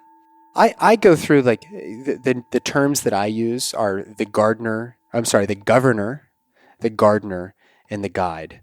But I have a feeling you want to elaborate a little bit more from Steiner's philosophy as to how, is that what you were thinking? Well, I'm asking just because we're talking about stages, but they weren't stated, so I don't think people listening would really know what we're talking about. Yeah, so I think that what I'm learning through this process, and granted, I'm still learning, but I hadn't found a lot of good parenting advice. In fact, I told Stephanie, I said, where are the like childhood philosophers? Just like I consider myself a medical philosopher. We're going to talk about fevers in a minute. That's a bit of a philosophy there, paradigm shift altogether. But I think that when I was trying to figure out how can I be a better dad, I wasn't finding anything that wasn't just this reductionist view of information in, information out. So this is kind of based on I think the integration of the subtler bodies, the etheric bodies, the astral bodies, etc., as a child is going through those stages. And the way that I have it broken down is 0 to 9 years is that kind of that sort of, let's embody this child in the physical space. That's the governor. Governor, okay. So that means I'm in control. Oh, I get it. Where, Yes. where you need to be protected. Okay, And you yes. need to be loved and seen. And then we move on to the gardener stage where it's just like, I'm nourishing your ideas and I'm still keeping you safe. And then we move on to the guide, which is, hey, tell me your ideas. And unless you're going to totally murder yourself, I'm going to let you kind of do that and still kind of hold space for that. And I feel that those 3 stages of development, which are manifest, within the Waldorf education program, I think that they're so beautiful. I think that they're so simple, but they also give us a job as parents to be actively engaged and present and not just always putting them in front of the TV. So that, like, I think what you were referring to before, Paul, is it's like if I'm going to be present with you, then I have to give up a part of me. And I struggled with that with Penelope. I think I'm still struggling with that now. I think our work together has actually been really helpful these past couple of days, but I didn't realize that I was struggling with it. Oh my gosh, I used to have this my life experience was mine alone. Compartmentalized. Then I had to cut it in half. And now I'm actually cutting it further. And that doesn't mean that I'm giving a part of myself away. I'm realizing it's opening the space for even more abundance of love and compassion. And that's the greatest gift to being a parent. Yeah, you got to be porous. You've got to be, the energy of relationship has to be able to flow in. But, as a medical doctor, you're trained to really encapsulate yourself, to keep yourself separate from people's emotions, separate from their lives, and separate from their needs, because they say, oh, you can't be objective. I mean, I've heard many lectures where Dr. Daniel Siegel, you know who that is? Yeah. Saying he almost got kicked out of medical school multiple times because he had a genuine interest in what was going on in people's lives. And it sounds like my whole training. His teachers kept saying, if you keep talking to people like that, we're going to kick you out of medical school. You can't do that here. You cannot do that. It's going to take too much time. You're going to be overwhelmed by what's going on in their life, and it's not what we do. And he says, like, how can I do medicine without engaging in the person's life? And they just about blackballed him. Yeah, we talked last time about the importance of telling our birth stories. Like, the process of giving birth is a traumatic experience. It's not a bad thing. It's a traumatic experience. Trauma is not always a bad thing. In fact, trauma is really how we grow. We need these traumas. We need to then integrate those traumas. And Sports is nothing but a series of traumas. Yeah, exactly. Especially if you're pushing yourself. Exactly. Right. And so, the pregnancy and the childbirth experience is a trauma, and that's okay that we acknowledge that. And part of why I think you and I got along so well when I first met you is like, tell me your story. And I know we went into this last time, but that connection is not something that's incentivized for doctors. And we spent an hour just getting to know who you were. And then I was like, okay, these people are a little different than most of my patients. But, without having known, without really getting to know you and getting to know your dog, I knew about Maggie before that even happened, right? Like you told me, like I've got this dog at home, and that actually helps inform me as to who you are. And without knowing who you are, I can't be your therapist or your physician or whatever else. I mean, we need to start doing that better in medical school. It's not just go down the checklist of review of systems, right? Like, are you having headaches or fever or double vision or blah, blah, blah, blah. That's important too. But what about you?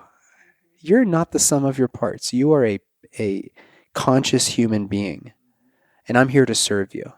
And without you seeing me, right, and us reflecting back on one another, this isn't going to tango. No. It's not. Have you ever, by chance, read or explored the book The Biology of Transcendence by Joseph Chilton Pearce?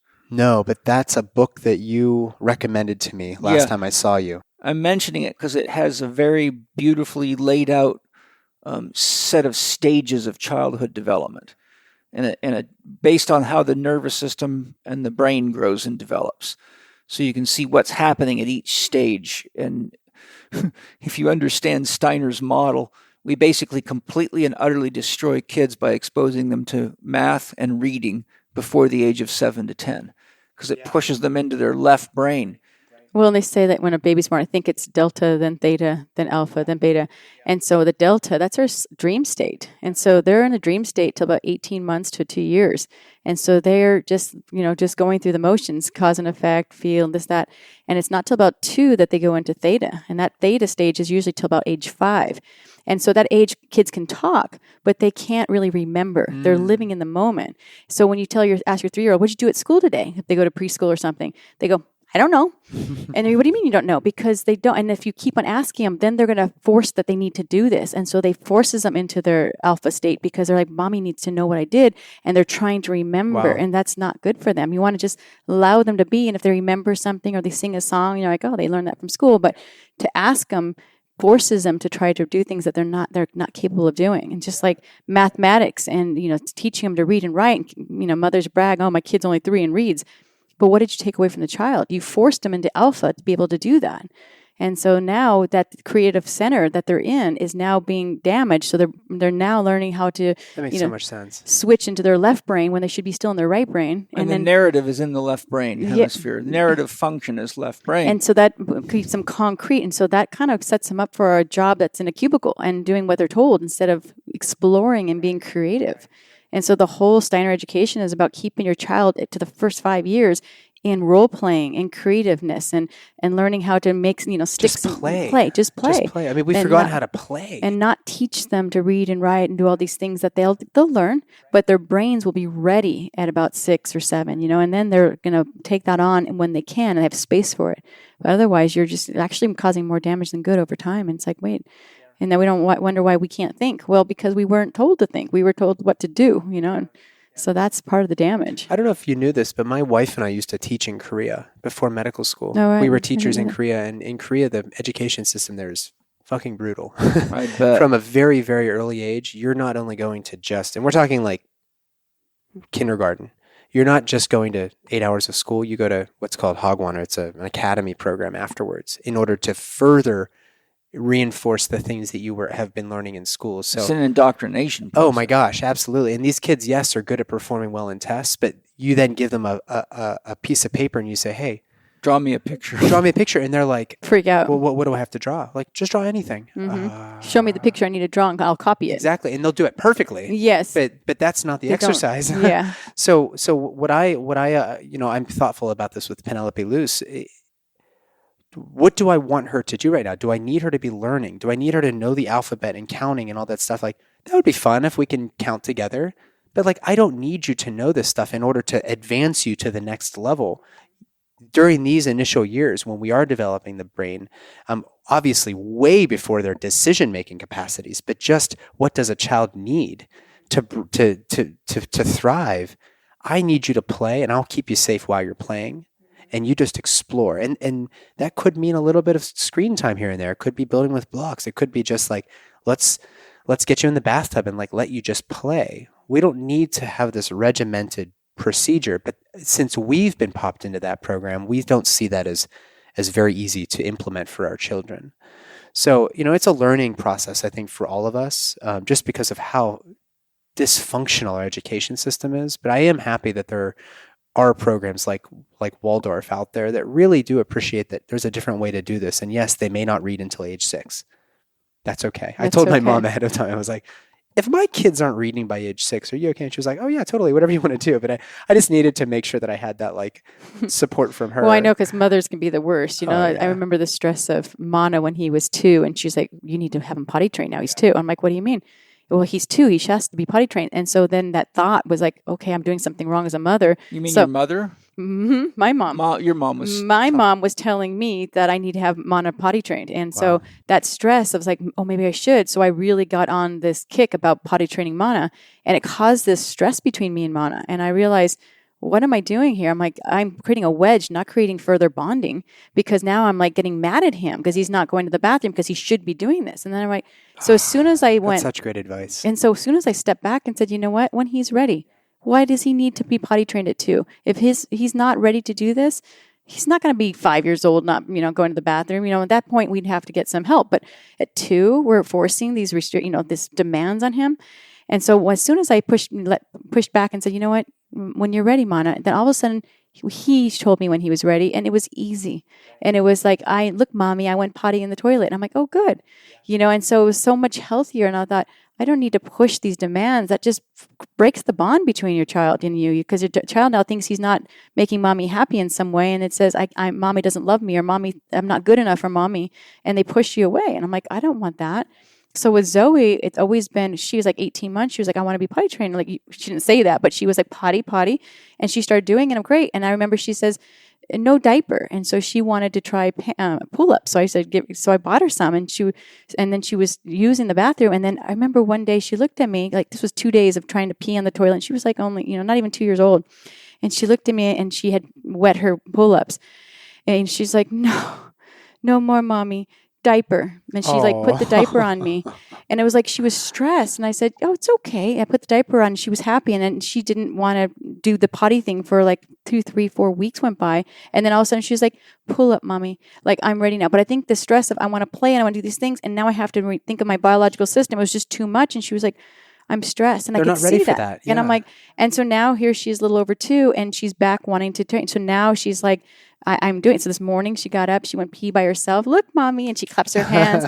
Oh, that's very good. And It's the greatest joy. and so I find that it's now exciting for her when she does it, but there's no stress if she doesn't do it, so it's like, I love you no matter what, and we'll get this. And you see Mana peeing on the toilet, you see Mommy doing this, and we're all doing this, but when you're ready. And that's such a healthier feeling with it, because there's not that need to impress anybody that my daughter's 2 years old, she's fully potty trained. For what? So the Those world can tell milestones, me like, she's awesome. So you fit fit you an into algorithm. a box. Yeah. Right. Yeah, An So- another expectation algorithm. by somebody else. Right. God, And I find it's sets you just up so for- much healthier, and so the same thing with everything. It's like, why do we force and scream and yell our kid can't read and write? It's like, well, what else? He can do some other great things right now. Let's focus on the things that he's doing well instead of saying what he can't do. It's kind of like that cartoon we see with, all the animals from the, kingdom are sitting above a tree and says, okay, who's the smartest animal? Who can climb the tree the fastest? Well, some animals can climb much faster and some can't climb at all. And it's Right. like, how do we tell that some of these animals are dumb because they can't climb a tree? And I think that's, looking at our children as gifts and That's a saying, great what are metaphor. they good at? And let's focus on those, and let's not stress them out of the things they can't do well. And there comes a time when we might need to give them a little nudge, but not pushing on them, forcing and saying, gosh, you're 2 years old, stop. You have to do this Have to way. fit into the box. You have to do it. Otherwise, everybody's going to think I'm a bad mother. And it's like, Well, and then all the stuff we've been talking about with the medical system, right? How many even doctors, like how many doctors are painting ever? Like I'm painting now because of, our relationship. And I can't tell you, even just covering a canvas with a beautiful color, you don't have to even do anything more. Just applying color to your life. Like that's not a part of what you're supposed to do as an adult or whatever else, like that's what society tells us. You need to be productive. You need to be, achieving the next thing. What about just sitting back and enjoying the experience of coloring? But we knocked that out of you when you were 2. So it's no surprise that we've got all these high level executives and everything else that are depressed, they're disconnected, they have these crappy relationships, they've got these crappy relationships with their partners, with their kids, they're on their 4th wife, and they just can't seem to get figured out. And it's like, is there not a piece of you that is not just shitting, pissing, and eating and going on to the next task? Is there no space here just to be? Yeah, I and always to have tell people fun and to play. we're human beings, not human doings. And I love we're that. all caught up in the doing. Steiner also warned in his teachings that most parents should not play with their children until they learn to play. And what he was pointing out is that most people are so outcome-oriented, left brain, that they get frustrated with kids if they don't put the truck together right or build the castle right, or they're critiquing and judging. So it pushes the kid into a stressful experience of play. So Steiner said until parents actually learn how to play as a child with a child, they should avoid playing with their children and leave it to professionals like Steiner school teachers and people that know how to interact with children. And when, Angie hired a Steiner teacher to come work at the house, it was amazing to see how differently the kids responded to a skilled Steiner teacher. It was amazing. Wow. There was no screaming, yelling, nothing. Why isn't, Mana running away from the nanny? It was kind of like Mana wanted to participate because he was encouraged and it was a loving environment and he was excited, and she had ways of saying things that were supportive instead of negating the child, and so if the child wanted to do something else, they would sing a song and that would invite them back in. Wash hands, and they're like, I want to wash my hands. And, and then, we're going to sit down now. And if Mana wanted to do something else, she goes, Mana, we can do that later. But right now we're going to do this. And he got it. Like, okay, it's not that I can't do this. I'm going to do this now. And look, we're all sitting here. And, I can do this, instead of saying, don't do that, and screaming. So it was such a beautiful energy on the children. And it's like, there was that, it was just working with, harmony and working, and you have, you have things, it's not rigid, but there's a structure to it. So the child feels safe. We first play and then we wash hands, we have a snack, and then we go out inside and then we play and then we wash our hands and we have lunch. And so there's a rhythm. So the rhythm is what they're teaching the child, is how to develop a healthy rhythm and balancing the body with nourishment and play, indoor, outdoor. And it's so beautiful. And that's so much nicer than, running around screaming and yelling at a child, telling it has to do this and that. Hi, everybody. I've looked into magnesium supplements in my many years as a therapist and found, unfortunately, most of them are junk. Until the day Wade Lightheart handed me his magnesium breakthrough from Bioptimizers, which is a very, very specialized product that they did a lot of research on. Wade, I'd love it if you could tell us a little bit about what makes magnesium breakthrough so unique and so potent. Well, number one is that we realized that different types of magnesium are absorbed by different parts of the body. So we tested virtually every magnesium product there was on the market, and it came down to 7 different ones that produced the best aspects or best effects over the broadest amount of people. We combined them without any weird excipients or, some of the chemical agents that other companies use. We don't use any of that stuff. And we combined it with humic and fulvic acid as well as B6 to make sure that it's absorbed and utilized by the body. That's excellent. I really love it because one of the things I love about all your products is I can actually turn people on to them. They buy them, and I've never had a single person say to me, those products don't work. Everybody that I know has continued to buy Bioptimizers products to enhance their life. Where can people get it, and what's their discount? Just go to www.magbreakthrough.com/living4D and put in your coupon code Paul10 and you get a 10% discount. And of course, everything has a 100% money back guarantee. You can't get better than that. And for a limited time, Bioptimizers is also giving away free bottles of their best-selling products, P3OM and Masszymes, with select purchases. Enjoy. Well, just because we're running short on time here, let's hit this last question. Fever. What is the function of fevers in children and the consequences of drugging children to try to suppress a fever? Great question. This is also from the anthroposophical approach. There's so you guys have all seen, the little kids, they get these high fevers. What are these high fevers? Immune adjustments. Yeah, there's something happening there, and I don't know if we necessarily really understand it. What we presume is there's two models. One is I had some notes here. Here we go. One model is, right, that there's a bunch of infection in there, right? And part of the heating process helps fight that infection. I think that's completely legitimate. And then I have kind of gone a step further, and I've wondered this, and I actually found some answers in anthroposophical medicine, which I found pretty fascinating.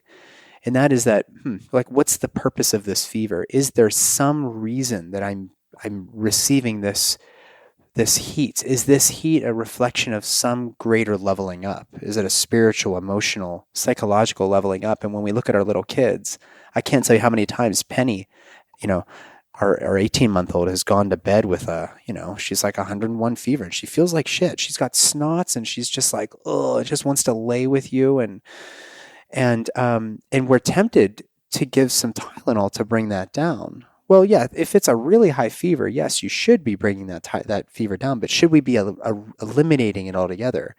Are we inhibiting that spiritual upgrade? Because what happens is the next day she wakes up, if we haven't treated it fully, and she's like saying new words. Like there's something that has changed there. She looks at you differently. She moves differently. She's got better balance.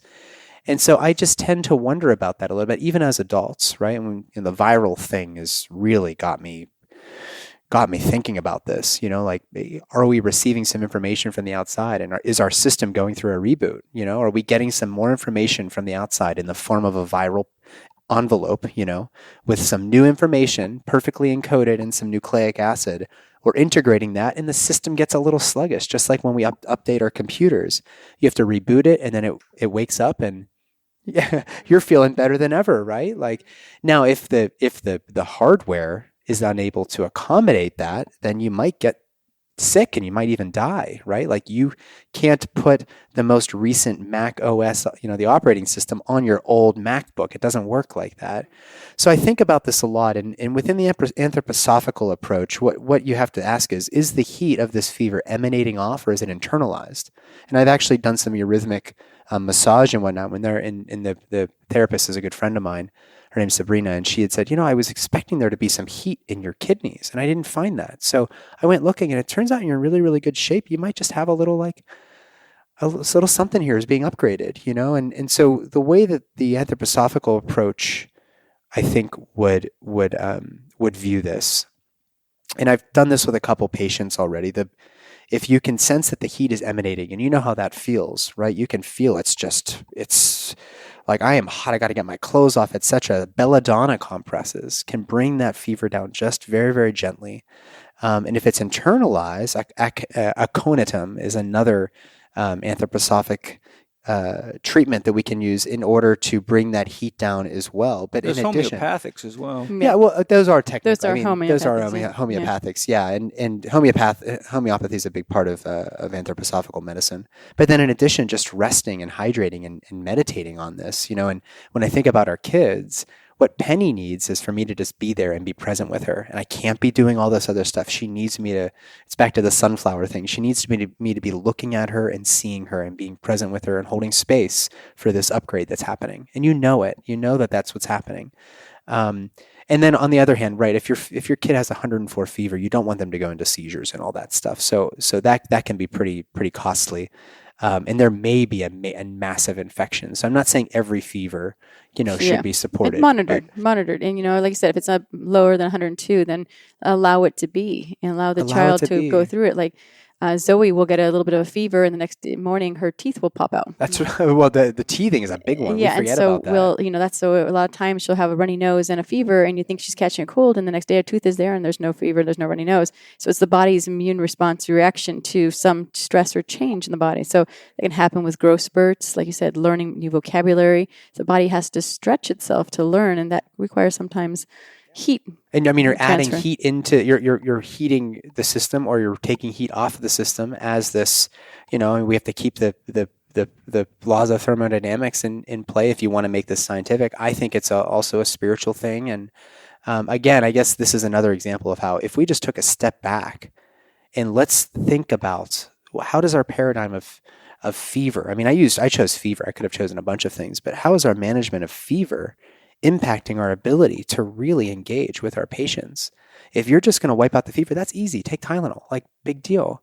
But what are you inhibiting by taking that fever away altogether? Well, it's negating the wisdom of the body.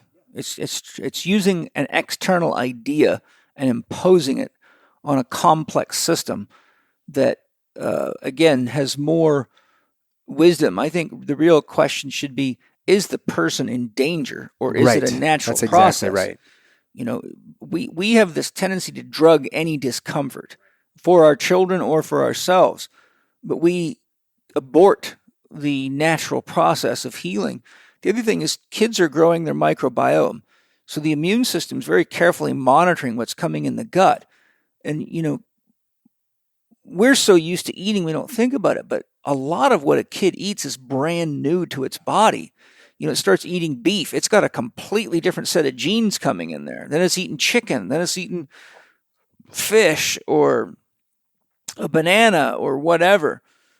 So the body's monitoring, trying to put together a symbiosis of genetics that support its own unique biological needs. So it's like if we don't want weeds in our garden, we got to go pull them out, right? So the body has to go through and start extracting and adjusting to bring this thing into what will support its own life because of its unique internal physiology, biochemistry, and soul nature.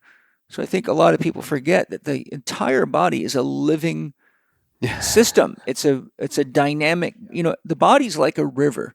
You cannot stand in the same river twice. It's impossible. So we keep expecting the body to be this rigid, reliable structure, and that's where all these damn data sets get in trouble, because you're actually trying to crystallize the body. But it's not. I mean, you're going through a divorce and you've got a whole different set of internal dynamics. You lose a job. Someone dies in your family. Or, like for me, when my brother committed suicide, you could just say I had a fever for about 4 years. I was having a hard time processing that. And it lit me up like a Christmas tree on many levels. It brought me right to the edge of depression and deep, painful sadness. So the point is, someone doing physiological assessments on me, maybe my cortisol levels, might have easily said, oh, you have high cortisol, you need cordyceps or some stupid thing, without asking me what's going on in your life. Well, my brother killed himself. Well, that would make a huge difference if a doctor knew that, at least if he had any wit about him, or her. What a fantastic journey again. Very, very important topics. And thank you, honey, for your contributions. I always love your wisdom. I married a very smart woman. Yes, you did. Thank you. And you're very cute, too. Nathan, you're almost as cute. I'm almost as cute. I'm a step down from Angie. Well, at least for a guy with heterosexual orientation. Yeah, very much so. Where can people find you for support from you, and what are you offering, just so people know what they can, get out of you or with you, or how would you like to help people make the next step if they want your help? Yeah, just go to belovedholistics.com. I'll give Penny the link, and there is a special promo for your listeners, $50 off the consultation. It's usually $350. It can be up to 2 hours. So I generally charge $300 for your listeners, because just as a sort of incentive, but also just gratitude for the types of people that you attract. I mean, it's also not everybody's ready for this type of process. So no, because it requires you to actually think and participate in your own life. Exactly. What a concept. Yep. And I also sell time banks. So that's actually the preferred way, because most of the things that I'm doing with it, whether it's in maternity care or it's fixing some chronic issue, it's going to take some time. So this is not a one and done. This is not your typical, hey, go to the PCP and get the script for steroids or whatever else. So there takes a little bit of time, but we go deep. I mean, we're going to go through every system. And when I find a dead end, I get some help and we will get you fixed up. So. Awesome. So if I want to buy some time to live a little longer, can I buy some time from you? You can. I've never heard of a time bank before. That was a cool concept. More of like a subscription fee. And I prioritize those clients because I know that they're really in it to do some deep work. So Great. Cool. Yeah. Oh, and one other thing. I actually just launched a collaborator program. So any coach, doctor, whoever, midwife, anybody out there who wants to collaborate with me. I get a lot of requests for that. Like, hey, can I help review this patient with you? I'm doing that now at $100 a month, $99 a month. And that price will probably go up later, but I'm going to take a group of people that want to just have an ongoing, you can reach out anytime, email, call, whatever, and we will work together. I learn as much from people, from other therapists and physicians and midwives as they learn from me. So it sounds like it's consulting. How do you correlate collaboration with consultation? So consulting is really, so clients, patients, whoever, they can actually bring me on as their doctor. I will be your doctor. Right.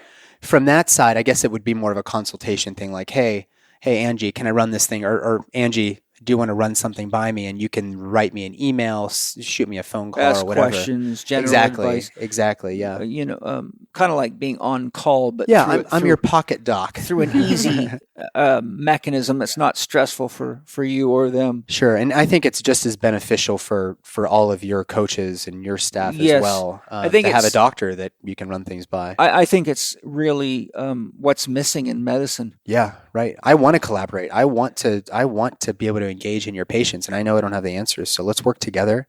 And it's a $99 per month sort of deal. So it reminds me of the ancient Chinese model where the doctor did not get paid if you got sick. He only got paid when you were doing well. Huh. I don't know if you're aware of that. Yeah. No, that's freaking great. Mm-hmm. Yeah, that's how the world they used would be to do like. it. I'll take that deal. My clients and patients get better. So. Well, fantastic journey, you guys. I hope you enjoyed this very important podcast. Hope you agree with us that we need to all work together to start really being conscious of questioning and not putting money into medical approaches, government approaches, corporate approaches, technology approaches that are dangerous for our health, vitality, our connection to ourself, our connection to each other, and our connection to the world. We have to do this ourselves. The people that have put these large organizations together are heavily invested in keeping things the way they are because it's multi-billion-dollar and trillion-dollar adventures, and these people don't actually use humanism to motivate their life. They use capitalism and bottom line, and it's all decisions about how do we make the board as much money as possible and how do CEOs get as rich as possible without any really concern for the fact that it may or may not be effective or could be damaging our world culture. And so if we don't do this ourselves through education, which is what this podcast is all about, nothing's going to change. It's going to get worse. And, we're at the point now where we can't get much sicker as a society. Who's left? I mean, the degree of illness in children and Down syndrome and vaccine injuries and drug injuries and overdoses. I mean, we're getting to the point where we are as close to a handicapped society or culture as you can get. And how do you maintain an economy when a huge percentage of your population is handicapped at some significant level? Can't eat right, don't drink water, don't eat real food, don't move their bodies, don't have a relationship with their bodies, are doing fad dieting, plastic surgery to try to take shortcuts, don't want to go through the birthing process. I mean, this is really the disease of technocracy. It's a very, very dangerous takeover of scientocracy and technocracy. And the paradox of it is it goes completely and utterly against the principles of science, which is just a clusterfuck from hell.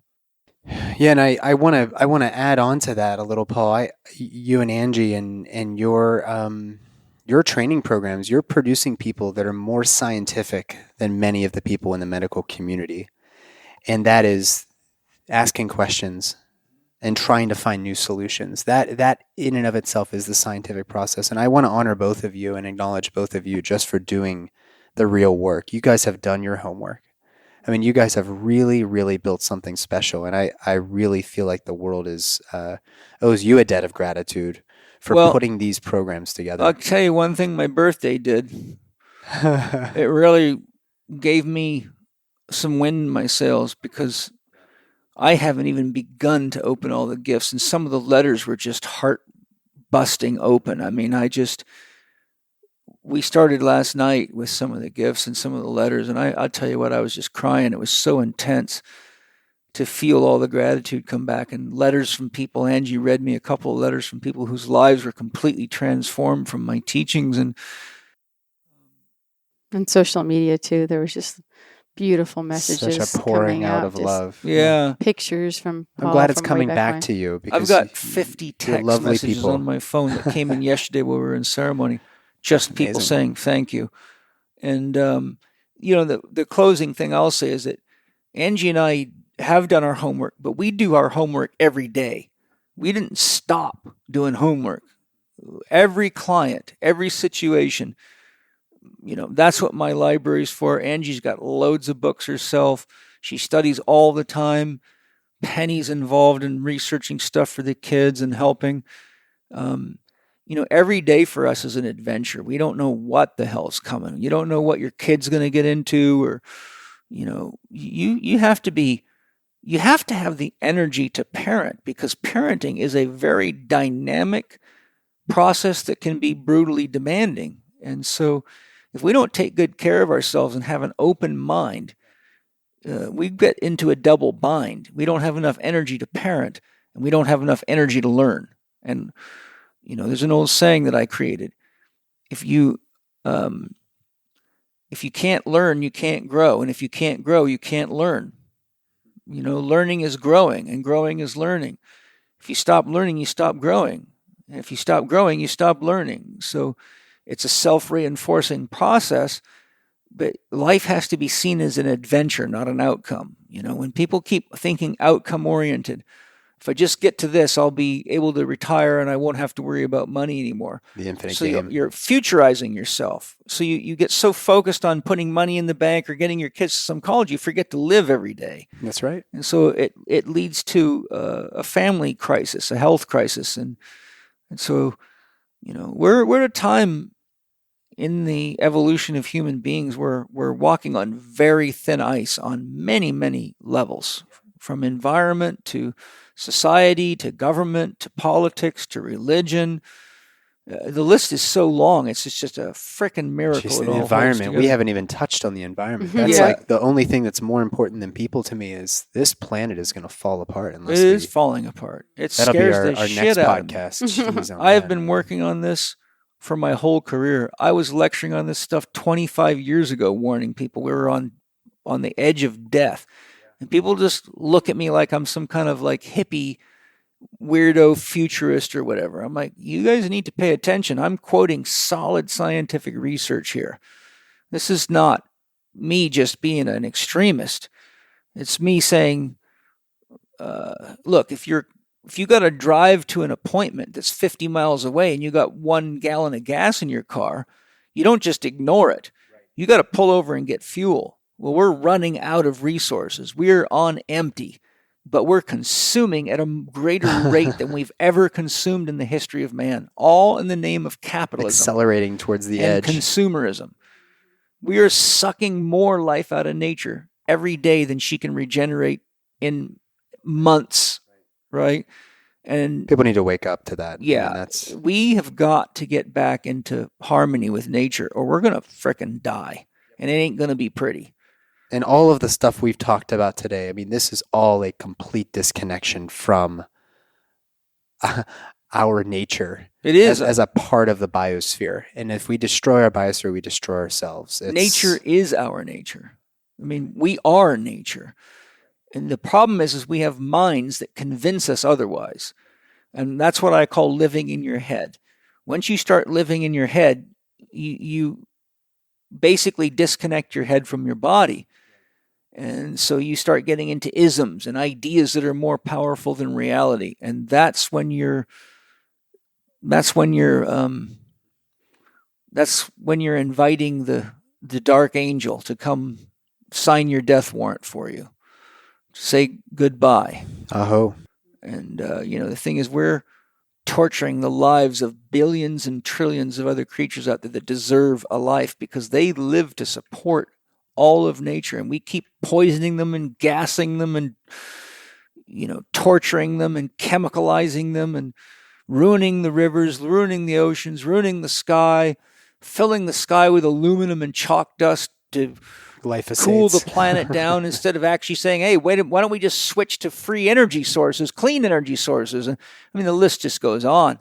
So we need a lot of young, intelligent people who can learn how to engage nature and how to use science productively. And we got to inspire these people to get out there and express their genius, because the people that are at adult age, most of them are too washed up and too brainwashed and too closed in to give a shit. They're like Pavlov's dog. They're trapped. What a great journey. Thank you very much. I love you both. Love you too. Thank you guys for joining us today. Thank you to all my sponsors for all the love and support you give me and the podcast. I couldn't do it without you. Thank you to the listeners for all your love and support. And remember my rule: if you like the podcast, tell everybody. If you didn't, it's our secret. And that's fair. If you buy stuff from the sponsors, the podcast gets a small commission to help support the podcast. So if you love the podcast, know anytime you buy any of the amazing products from the sponsors, you are actually helping me keep the podcast alive, because it does take a lot of my time and Penny's time and our team's time to put a good podcast together. So any support you give us. The beautiful thing, if you're buying from my sponsors, you're buying stuff that's very good for you and will only enhance your own life and your family's life. So that's the boomerang of love. Let's keep it going. Lots of love. See you next time with something fun, exciting, interesting, and probably deep. Aho. Aho. Aho. Thank you for listening to Living 4D with Paul Chek and today's guests, Dr. Nathan Riley and Angie Chek. If you enjoyed this podcast, try listening to episode 148 for more with Dr. Riley and Angie Chek. Dr. Riley is offering Paul's listeners $50 off your first consultation with him, or you can save 10% on a time bank purchase using the code CHEK10. That's CHEK10. Go to belovedholistics.com. That's belovedholistics.com for full details. Dr. Riley also has a collaborator program, which is ideal for coaches and healthcare professionals who seek frequent collaboration with the holistic OBGYN. Find out more at belovedholistics.com. You can follow Paul on Instagram at paul.chek, on Twitter at paulchek, or on his YouTube podcast channel, youtube.com/living4D with Paul Chek. Watch more on Paul's blog at paulcheksblog.com and get your free subscription to Chek videos and more at the Chek Institute's new media site, chekiva.com.